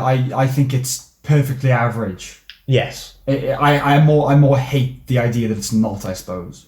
Yeah, but, it's the highest grossing R-rated film. Yeah. It's over $1 billion. Past the billion. It's past the £1 billion mark. Yeah. And there is every potential... Oh, it's going to happen. That he's definitely nominated at this point. Oh, that, okay. Probably, yeah. He's definitely nominated. Well, no, I would say he's definitely nominated. The question is whether he's going to win. See, I wouldn't even yet say that he's definitely nominated. Okay, but I would say probably. No, I feel like it's probably one of the easiest decisions the Academy could make. Really? Oh yeah, definitely. There's so much momentum behind it. Say that you're staking that he will get nominated. He will get a nomination. Do you think he will? Joaquin Phoenix will get a nomination for Best Actor. I'm not saying that he will, but he probably will. But I mean, take out of the equation that it's a performance they probably like anyway. Mm-hmm. Well, it's the thing. He's lost weight. It's got that typical all of that element to stuff. it. Yeah. They like villains. Yeah. They do like villains, and they like showy roles, and also everyone loves it. It would be like them nominating Black Panther for the. But that's the thing, they don't though, because Bohemian Rhapsody. Or Lord of the Rings. I know we talked about this. That kind of it was the first film where the Best Actor won, and it got nominated for Best Picture. That wasn't a critical darling. Yes. And we were kind of hypothesizing that has now set a trend where popularity is as important as its reception. It's almost. This is the thing. Is it feels to me like they're combating scrapping the popular film category by nominating popular films. Yeah. But the thing is, because that was a one-off, it still remains to be seen whether it was a fluke or whether it sets a precedent. Yeah. If Joaquin Phoenix is nominated, it set a precedent. Yes. If he's not, it was a fluke. Because the Joker critically has not done brilliantly. No, it's not. It's like 60% or something like that, which is not very good. No. So we have to bear in mind that it may have been a one-off, but yes, he probably will get nominated. Yeah. Bear in mind as well, the Oscars still need to get their numbers up. Their viewing figures are still pretty bad. Yeah. And I think nominating Joker is a surefire way of getting more people to watch. I genuinely think that Joker and Endgame both stand a good chance of being nominated for Best Film. Endgame I'm more sceptical of. You think Endgame is less likely to get nominated for Best Picture than Joker? Because, that is literally just a popularity contest. Endgame getting in. No, it's not. No? Joker's a vastly inferior film to Avengers Endgame. Oh, well, I don't know, that performance. We're talking just about the performance of Joker now. Yeah. When you say nomination, you mean like best film now? I'm saying best film for both. Not both. I don't think Joker will be up for best film. No way. I argue because of the amount it's made and how popular it has become. Yeah, I think Phoenix will probably get nominated. I don't think he'll be up for Best Picture. I think Avengers Endgame might be up for Best Picture, but that's an outside chance. Yeah, I think that's because really it is the highest pushing grossing film of all time. Now. Yes. Well, and the concerning thing for me with when it comes to Endgame is that I know on one of the lists I looked at one point, there was suggestion that Downey Jr. they were going to try and bump him up for supporting. Right. Supporting actor for Avengers Endgame, because it's his last film. Right. Yeah. There'll probably be a little campaign, but he won't get nominated. No, that's my only concern with Endgame. If it's nominated for Best Picture, it's Black Panther, it's not going to win, cool, whatever. Yeah. Yes, and I think with the Scorsese thing happening now as well, yes, they might nominate it as a recognition of what Marvel has done to the industry. Yes, because the Scorsese thing is bigger now. Yeah, because it's what's the person who's now added to it? Or there was an interview. So loads of celebrities have commented on it. Yeah, I know. When we looked at it earlier, it's Francis Ford Coppola said something. Is it? He said that Marvel films were disgraceful. I think. Despicable. Despicable. Okay. Alan Moore has a bit of an input as well, isn't he? Yeah, we'll go through that in a sec. But yeah, I think that a Joker sequel is almost a certainty. A Joker sequel, almost a certainty. Joaquin Phoenix is going to be in it. Yeah. Todd Phillips is definitely going to sign on because this is the most critical, probably, success he's had. Yeah. Do you think they want to keep Todd Phillips? Yes, I think they're going to see it as the package deal. Okay. I agree. So I think that's without a doubt, and I think they're going to they'll do the sequel, and then if they don't do a third, then it'll be, okay, which character can we do next? Right. And I think they'll look at another DC villain and go, who else can we do which can make this kind of success? Is it actually, we made a joke during our, I think it was the second episode where we actually talked about Joker, where they're just going to list off a bunch of Batman villains and do Martin Scorsese-esque films for all of them. Yeah, and your joke was Raging Penguin. Yeah. I really don't think that's that far off now. No, it's not outside the realm of possibility. Also, I'm going to say it on the podcast, so we have to stick to it. Other than like this type of news about Scorsese commenting about Marvel movies and that sort of thing, we are embargoing Marvel discussion. You are embargoing Marvel. Okay, fine. Discussion. I am embargoing. Sam is embargoing Marvel discussion. Yeah. I think, in all honesty, unless anything else interesting, I think that is a superhero conversation in general. Yeah, but like, you know, if there's one little bit of casting news about the next Ant-Man film or whatever, I don't think it's. Yeah. I personally am refraining from it.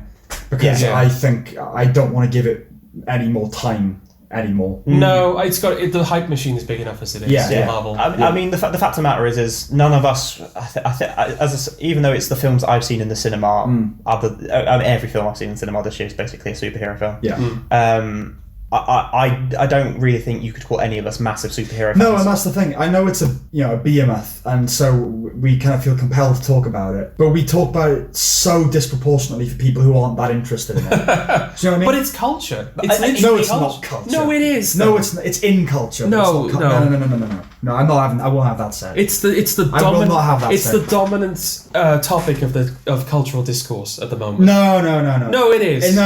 Not culture. You cannot deny not culture. the I'm not scope. giving it culture. You I'm cannot not giving it define culture. the scope. I'm not saying that as I know.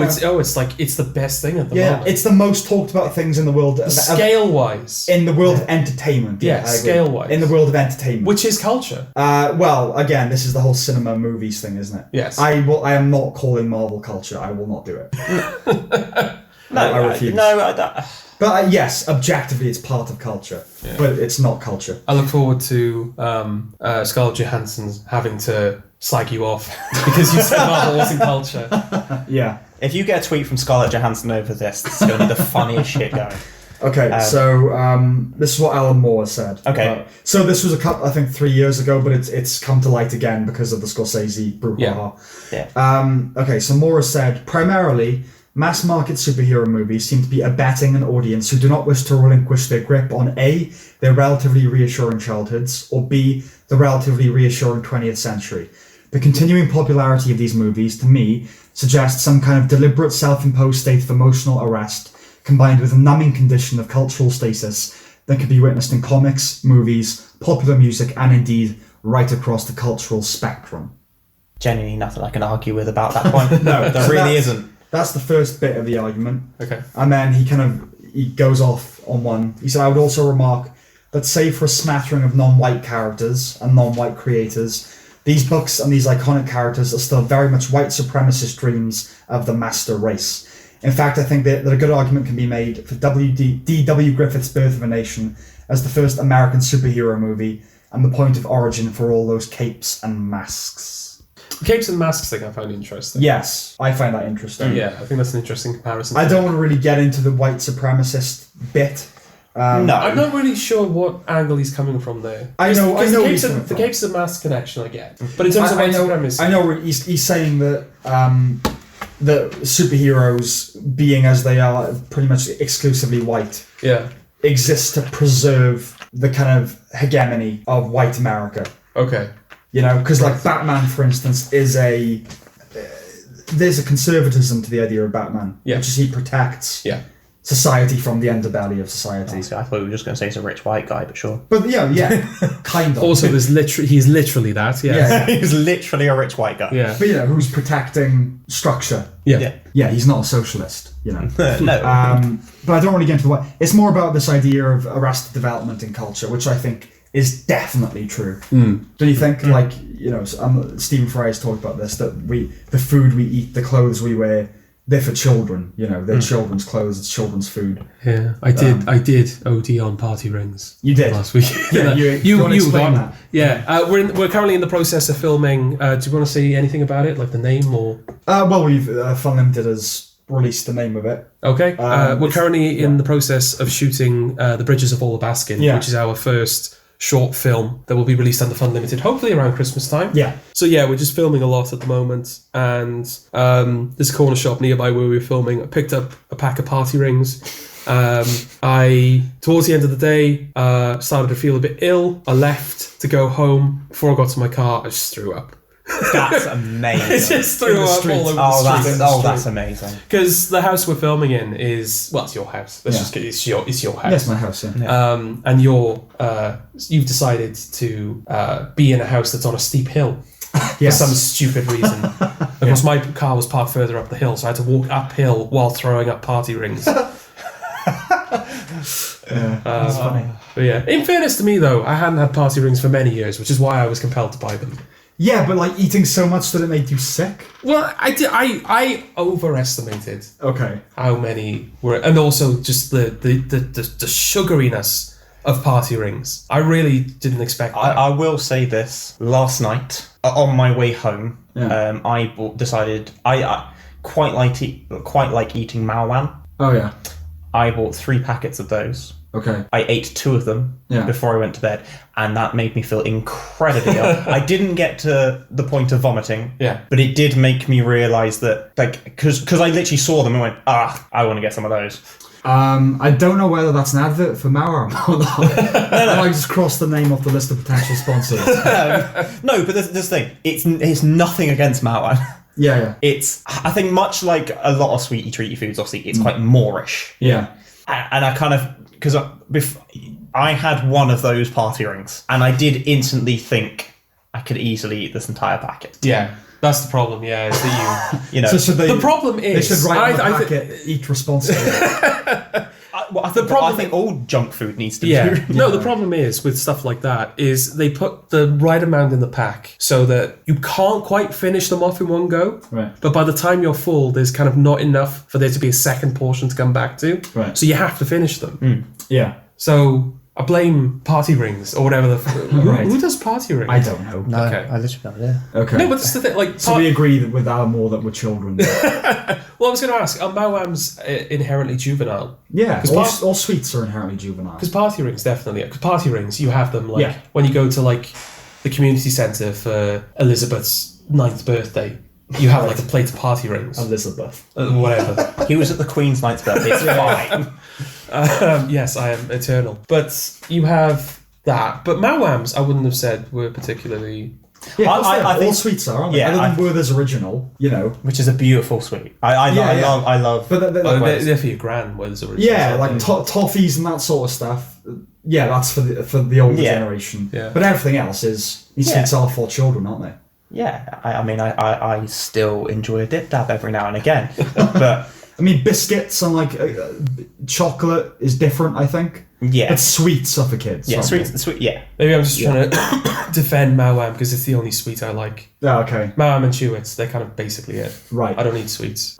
Well, yeah, I mean, if you want to talk about overdosing on something too much, Skittles... something I literally buy for almost every shift at work. We will hoover up Skittles. We come from the mean streets, don't we? So if you want to talk about overdosing on something, Skittles. No, in fairness, party rings does sound like a euphemism. Party ring? Well, you want some ganja? Yeah, you want some fucking party rings? It sounds like a euphemism for a gay porn. Okay. No, it does party rings. Jordan, have you ever watched a story from a gay porn? No, party rings. That would have Put a candle in. Oh dear. Make a wish. All right, okay. I've completely forgotten where we were. This is what I wished for. I feel like the Alan Moore thing was more just, that's an interesting angle. Yeah. I don't really have much. I probably agree with what he's saying. What I'll say, what you read to me, I don't disagree. Yeah. At all. And I am someone who has gone to the cinema this year and only seen superhero films. Yeah. Yeah. The thing that's kind of annoying me a little bit now about this is... I mean, I would probably land more on the side with Scorsese than Marvel. Yeah. But also, like... No, actually, I was going to say, like, but also I don't mind Marvel. But this is the thing. He's not saying that he dislikes Marvel. No. And this is the mistake that people seem to be making. Yeah. But the question... Because it's been a couple of people, Scarlett Johansson included, which is why I used her as the example earlier. Yes. Where she's kind of speaking out against Scorsese. And she's kind of further positioning him as the enemy of Marvel, like someone who is trying to discredit them. I don't know about that in so much as I think the general response, because what's happening is, because this is a movie issue, every celebrity is being asked about it in interviews, because it's the current issue of the day. Yeah. And every celebrity is giving their opinion. So everyone's so celebrities are having to give an opinion. I love on it when celebrities have opinions. But I mean, no, this is the type of issue where, like, fair enough. Yeah. Do you know what I mean? Like, I don't want Scarlett Johansson giving me her opinion about race, but, like, you know. I mean, she's definitely got it. Do you know what I mean, though? Yeah. But, like, or, you know, how, whatever. Most issues. Yeah. But in the realm of films, ask actors about it. Yeah. So they're having to come up with opinions about it, even if they don't necessarily have one. Yeah. The overwhelming thing seems to be, I really respect Martin Scorsese. He can have whatever opinion he wants. But he's wrong. It's unfortunate. Yeah. Is what the general, diplomatic answer seems to be. Yeah. Some people have been a bit harder line, like Mark Ruffalo, saying if he feels so strongly about this, he should set up a National Endowment of the Arts, which Scorsese has done twice. So that's quite awkward for Mark Ruffalo.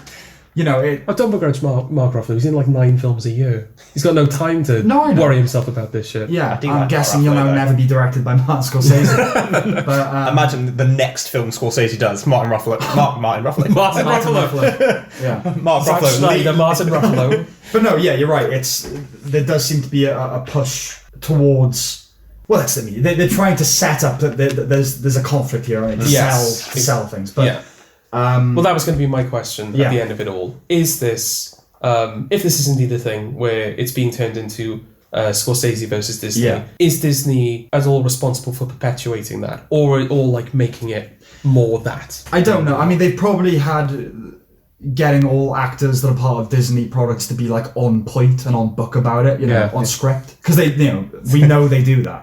Yes. Just find out Tom Holland sat there leaking stories about those people who don't like Marvel, even though they work for them. But That's not. He doesn't do that, does he? No, that's all planned. They try and spice it up, don't they? Because I mean, especially we're now going into award season. Yeah. And they love to talk about controversies between potential nominees. And The Irishman is probably a front runner. Avengers Endgame, might get in there, like we said, but De Niro is definitely up for Best Actor, in my opinion. quite probably. But who knows? There's so many in the field. For Joker, yeah. As a Best Supporting Actor for Joker, Best Actor for The Irishman. Talking of that, you have an announcement, Sam. Don't you? it's not an announcement, more just like there's nothing to really talk about regarding it. I just like the phrase. Okay. I want to introduce a phrase to the cultural conversation. Yes. Which is legacy casting. And that is when you have a film like Joker, which is, directly homaging things like Taxi Driver and The King of Comedy. Yeah. And you cast Robert De Niro in your film to sort of lend it a stamp of approval, or at least wear your influences on your sleeve. So that would be one example. Another example would be Robert Redford in Captain America: The Winter Soldier, which I think is a reference to like 70s conspiracy thrillers like All the President's Men. Yep. And then we have, is it See You Yesterday? Yes. Netflix film, Yeah. which is a time travel movie that has Michael J. Fox in it as a teacher. And they do a little joke, don't they, about Back to the Future or some something. shit joke about it. Now, that's different than, say, Bill Murray and Dan Aykroyd being in the Ghostbusters reboot. Yes, because we were trying to find the boundaries of this, weren't we? And I think if it's within the same franchise or something, or like Franco Nero being in Django Unchained, it doesn't quite count. It has to be more like an icon of the thing that you're sending up, appearing in your film as a wink to the material. Yeah. Okay. So you get a lot of it. So there's like direct stuff like Back to the Future, one film, then him being in a time travel movie. Yeah. Taxi Driver, him being in Joker. But then there's broader things like a lot of actors famous for 80s movies being in Stranger Things. It's like Sean Astin, who's in The Goonies, and Paul Reiser, who's in Beverly Hills Cop and a bunch of other things. Or like Kurt Russell being in Guardians of the Galaxy. Yes. Where would Linda Blair being in, I think it was Scream? Where would that fall? I think that would fall in the less broad, more direct category. Okay. She was in The Exorcist. Yeah. Therefore, she's in Scream. Yes. Yeah. I was trying to get, are there any like James Bond actors who are in the Austin Powers films? But that would be the kind of like idea. Yeah, no, I know what you mean. Yeah, but there's nothing to be said about it. I just want to legacy casting. Yeah. Okay, I'm just going to introduce that phrase. Is that the name of our episode? Are you just going to rub it in? That No, you've invented a phrase? It's too boring for the name of the episode. But yeah, legacy casting. Okay. What else is on our lists? One of the things on my list is the fact that the people behind, or certainly the producer behind, the Bohemian Rhapsody film have it's been basically announced they have a Michael Jackson biopic in the works as well. Yeah. Okay. John Logan, who contributed to Skyfall and the creator of Penny Dreadful, is aboard to work on the script. Doesn't necessarily say he's writing the script, says he's on board to work on the script. Right. So I think between Graham King, whose GK films are part of the production side of it, I think between them, obviously that's who's working on, who's going to write the initial script. Yep.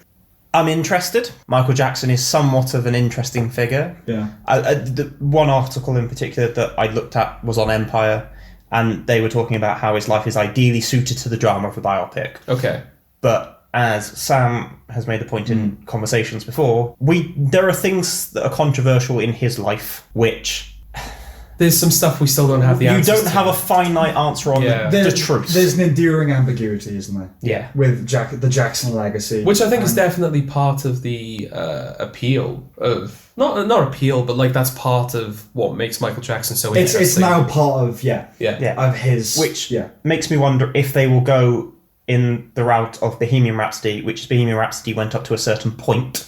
Yeah. Will Michael Jackson's story go up to a certain point, and then the text on the screen will be Michael Jackson went on to be investigated for this or something like that. Right. And the way they will handle the controversy with like whether he was a paedophile or not is they will put it as text on screen. Okay. I just don't think they will address it at all. Because here's the thing, I think a lot of people are going to have a problem with the film as is. Yeah. I mean, the problem with Jackson now is that massive elephant in the room. Like, if you're doing a film about him, how do you kind of not do it?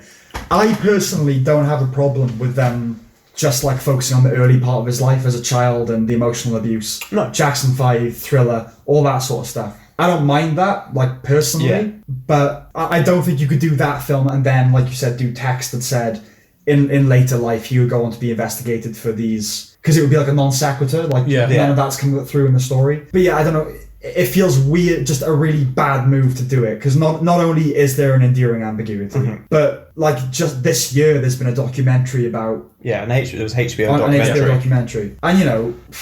I honestly don't know enough about all of this to have a proper opinion on it. No. But, you know, there's enough to make you think, right, we can't just do a straightforward Michael Jackson biopic. I suppose that... Even if we knew the answers to these questions, I don't know how... You portray that. There is the question of how you do that, how respectful you are, but also I don't know how tight... Michael Jackson's estate's grasp is on his legacy. I don't know how tight the victim's asses were.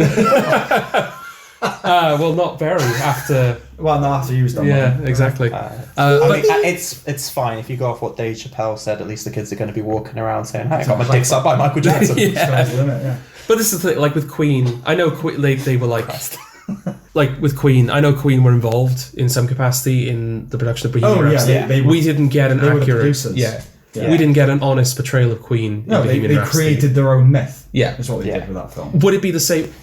And I mean this as like a question as the film we're getting and also the film that we would hypothetically get if we knew the answer. Right. Would we get an honest Michael Jackson biopic, do you think? I don't know how you really depict in a film that's essentially going to be an Oscar. They're making it to try and get awards. Yeah. But also hopefully, make money, like Bo Rap, basically. They're trying to do that because it is the same producers, isn't it? Yeah. I don't know how you possibly start to deal in those areas in that kind of film, really. It's just not the right place. The only place for it is a documentary. Because what are you going to have, like a child walking into a bedroom, like a sinister, the camera just moves away, how do you... There's no tasteful way of doing No, this. there isn't. See, this is the thing. So with Bo Rap, it ends with the Live Aid concert. Yeah. That's like a logical end point. Did I miss the meeting where we all just started calling it Bo Rap? Is this a thing? Bo Rap, yeah. It's literally what it's nicknamed. Is it? Yeah. Oh, okay. There wasn't a meeting, but, Right. Bo Rap, yeah. Okay. I wasn't aware. Oh, sorry. And that was like quite a logical end point for that film, in my opinion. Yeah. Yeah, it feels like a finale, doesn't it? I think, in all honesty, if I was doing it and we were going on early life, I think Thriller is the end point. I would completely agree. Because it is still, I think it is officially still the best-selling album of all time. And I think you end it with that and the success that achieves. Yeah. And that's as far as it goes. Yeah. Yes. And just no text. It just ends with that. Thing is, like, with biopic, or the good ones anyway, it's obviously about a time in this person's life, usually, rather than the whole life. Yeah. And you have to find a kind of emotional through line of, like, the film is mainly about... something just came into my head. So obviously Bohemian Rhapsody is called that because it's named after one of the popular things. Like, Bad?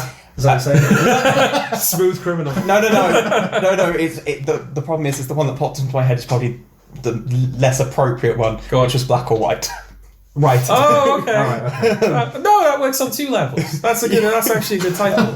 Because GK Films are also working on a Bee Gees film, and I already know that's called Staying Alive. Oh, absolutely. No, that's going to be called. Michael Jackson be. What's that one? Tragedy? Is that one of those? Tragedy, yeah. I can't remember. You started talking and then I laughed at controversy. There needs to be an emotional through line. Yeah. Like, we're doing the... let me think of an example. we're doing the Elton John biopic, but the through line is kind of his addiction problems. Yes. Right? Because that's how that film starts. Have you seen Rocket Man? No. Okay, it starts with Taron Egerton as Elton John going to like an NA meeting, and he says, I'm a coke addict, an alcoholic, and he just lists off all the things that he is. That and sort of his sexuality are the two, as he ascends. Yeah. So you need to find that through line. So I'm guessing they're going to do like the relationship with the father and the family. I think relationship with the father and the family is the obvious, the evolution of the Jackson 5 and how that all goes about. Yeah, and the thing is, like, if they were to address the controversy and do more of a life story, there is something thematically interesting about he's a child that is emotionally abused by his father. Yep. Develops a really strange, I think, whatever is true or untrue about Jackson, he had a very strange relationship with children, right? And with childhood. I think he clearly, again, ignoring what he may have done, he clearly wanted to make children's lives better. Yeah. Right? Presumably because of his own terrible one. So, there's something interesting about a guy who has a terrible childhood then kind of having a perverse relationship with childhood. Yeah. And that leading to a perverted relationship with childhood. But I think that's an interesting story to explore, but not if it's a real story. I just don't... No, it's fair. I would watch a film about that idea, but when it's a real guy and there are real people and real victims, I don't really want to see that dramatized. Like a documentary, yes, but there's no way of doing that. No. Even though the idea inherent within it is very satisfying. Yeah. In like a circular way, but not when it's real. No. When there are real victims, that it just doesn't make much sense to me to do that. No. And it's the whole thing with that HBO documentary, which is people came down on one of two sides. One of, this is horrific, this clearly shows what he did. Yeah. And one of, those kids are bullshitting, this is clearly untrue. Yeah. It went on one or two sides, as far as I can see. And in all honesty, you're never going to get an end story with that. The rumours are going to go on for years. The denial's going to go on for years. Yeah, I can't see this being resolved. No. Yeah, I think at this point, even if we get a conclusive answer, there's still going to be people who don't believe it. Yeah. Definitely. Yeah. I mean, I don't really want to draw just on Dave Chappelle's point of view. Yeah. But the point of view, one of the point of view Dave Chappelle makes is, but it's Michael Jackson. Yeah. With every other person that's come out in some kind of controversy for like the Me Too movement or whatever, there's no one I think that counts on being quite on that scale in terms of celebrity. And it sounds glib, but it's true. It's not as easy to write off Michael Jackson as it is other people. Absolutely not. It's, and that's not trying to be dismissive or, again, the kind of deliberately inflammatory. That's just a fact. He's a massive, massive icon in the world of pop music. Yeah. And people will find, even if it comes out that he's done the worst things imaginable, there's going to be a significant number of people that just can't let him go as an artist. No. It's all well and good when a celeb, like, Jimmy Savile, for instance, it's all well and good when to dismiss him because he was kind of a novelty. He didn't contribute anything worthy. Do you know what I mean? He was just an entertainer, this shallow, horrible thing. So it's kind of easy to go, oh yeah, I don't have to pay attention to what he did anymore. Yeah. Not so easy with Michael Jackson. The question is, if that is the case, how would that manifest? Would it be denial? Would it be like, oh, well, he didn't do those things, you were just wrong? Yeah. Or do you think it would sort of kickstart a kind of like push against Me Too almost? No. It's like, all right, you're not taking Michael Jackson away from us. Let's stop this now. No, I don't think that there would be enough gall to do something like that. Okay. Where how dare you tread on this particular art? Right, we're launching a counter-offensive. It would just be, it's hearsay. But I'm just not going to get into it. I'm not going to read it up on, Yeah, because willful ignorance. You can't tell me that throughout this there are people who have gone, oh, well, I can't listen to Michael Jackson anymore. No. And genuinely stuck to it. Because I'm not being that funny. Michael Jackson comes on all the fucking time wherever you are. Yeah. The amount of times you'll hear Thriller somewhere. Yeah. Like whatever it is that comes on. Yeah. I mean, it's him instantly. Yeah. He's one of the biggest artists ever, if not arguably the biggest. Like, I don't... Yeah, it's the Elvis, the Beatles, and Michael Jackson. Yeah. I mean, look, this one, when did it go to trial? 03, 04, something like that? It was a big Michael Jackson trial. Early 2000s. Yeah.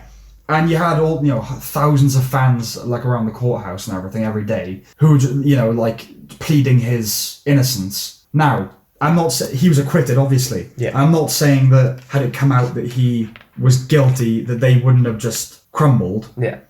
But these people, are they protesting against his? They don't know anything about anything that he's been accused of. They don't know details. It's purely we're a fan of this guy, so we're choosing to believe that he's innocent. Yeah, I mean, if he'd been guilty, they would have continued. My suggestion is that they would have continued to believe that he was innocent. Yeah, I agree with you there. I mean, if you're going to look at stuff on the face of it, Michael Jackson is once the man who held a baby over the balcony. Yeah. Did we ever find out what that was about? I can't.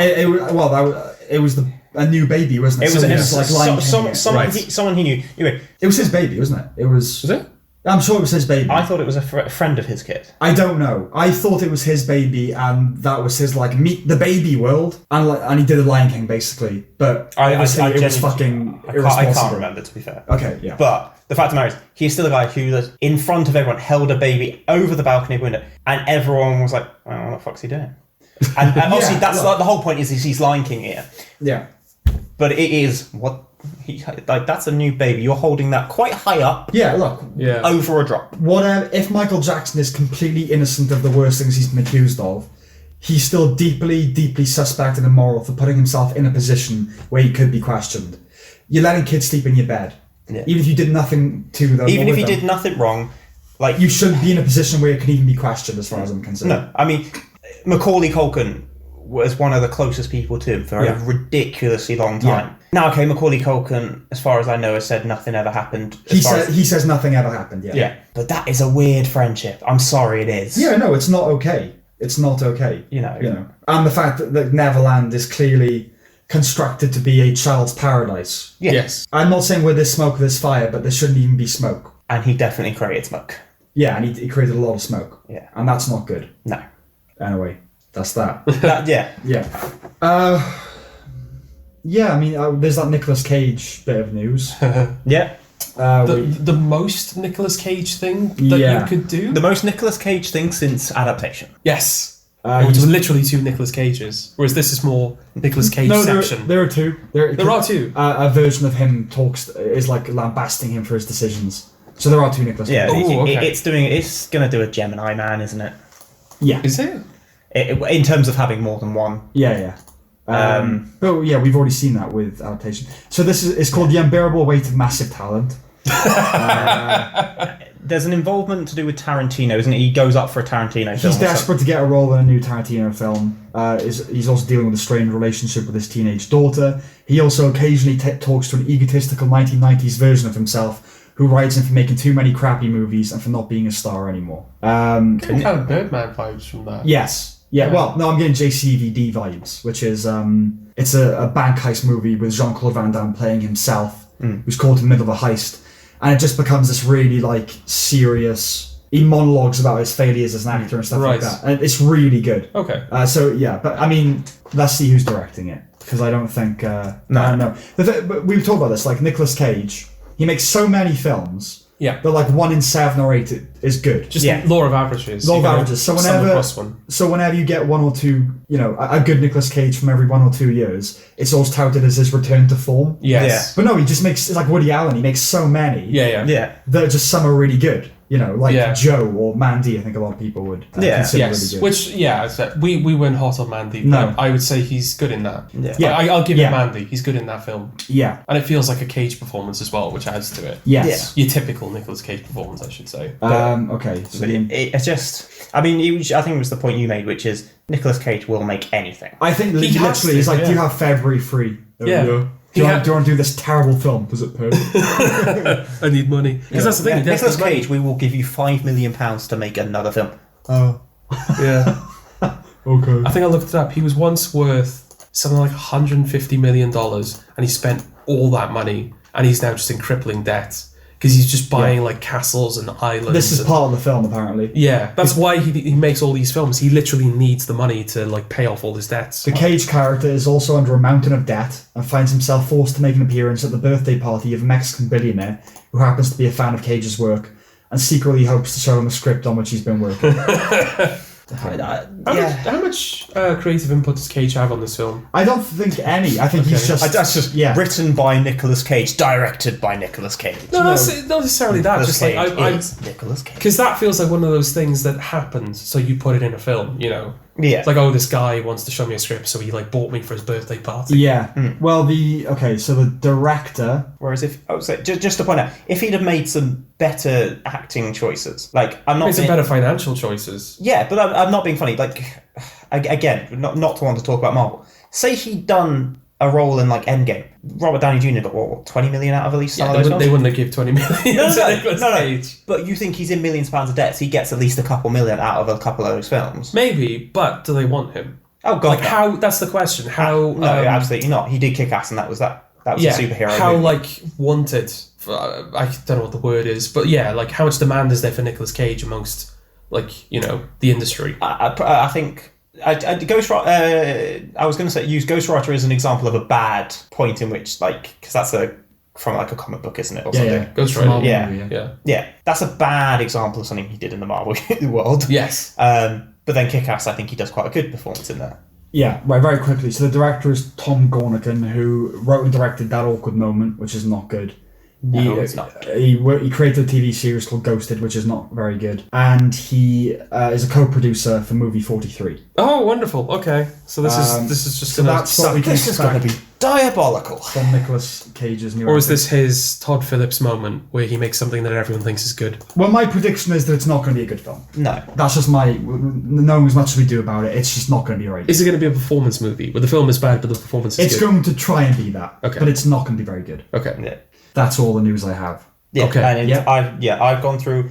There's like little things I have written down, but nothing... Really. Yeah, we can come back to it. Yeah. Okay. Everything's stuff we can come back to another day. Okay. I hope you enjoyed that anticlimax, listeners. Yeah, well... where it still kind of stops. Apologies for the week delay in podcasts as well. For there not being... Oh, yeah, again, filming. Yeah. It's just, it's been taking up all our time. We'll be back on track from this point forward. Yes. If you are still We're listening... apologising. It's the last podcast that we should be apologising on. The one that was actually delayed. Oh, yeah, that's true. Yeah. We recorded it before, so Yeah. here's your apology. And if you are still listening, thank you for getting past Doctor Who and joining us for the rest of the podcast. We're gonna finish this. We're gonna take this podcast into editing. We're only like 5 minutes of the Doctor Who discussion is gonna get in, and they're gonna be like, "Why are they apologising for Doctor Who?" We talked about Doctor Who for 14 hours straight. I was gonna be like, "Did we?" But no, of course we didn't. If we start talking about it again, I'm going to kill myself, I think. So, and on that, on that note, ciao ciao. Ciao ciao. Sayonara. that was a callback. It was. Say goodbye then. Bye bye.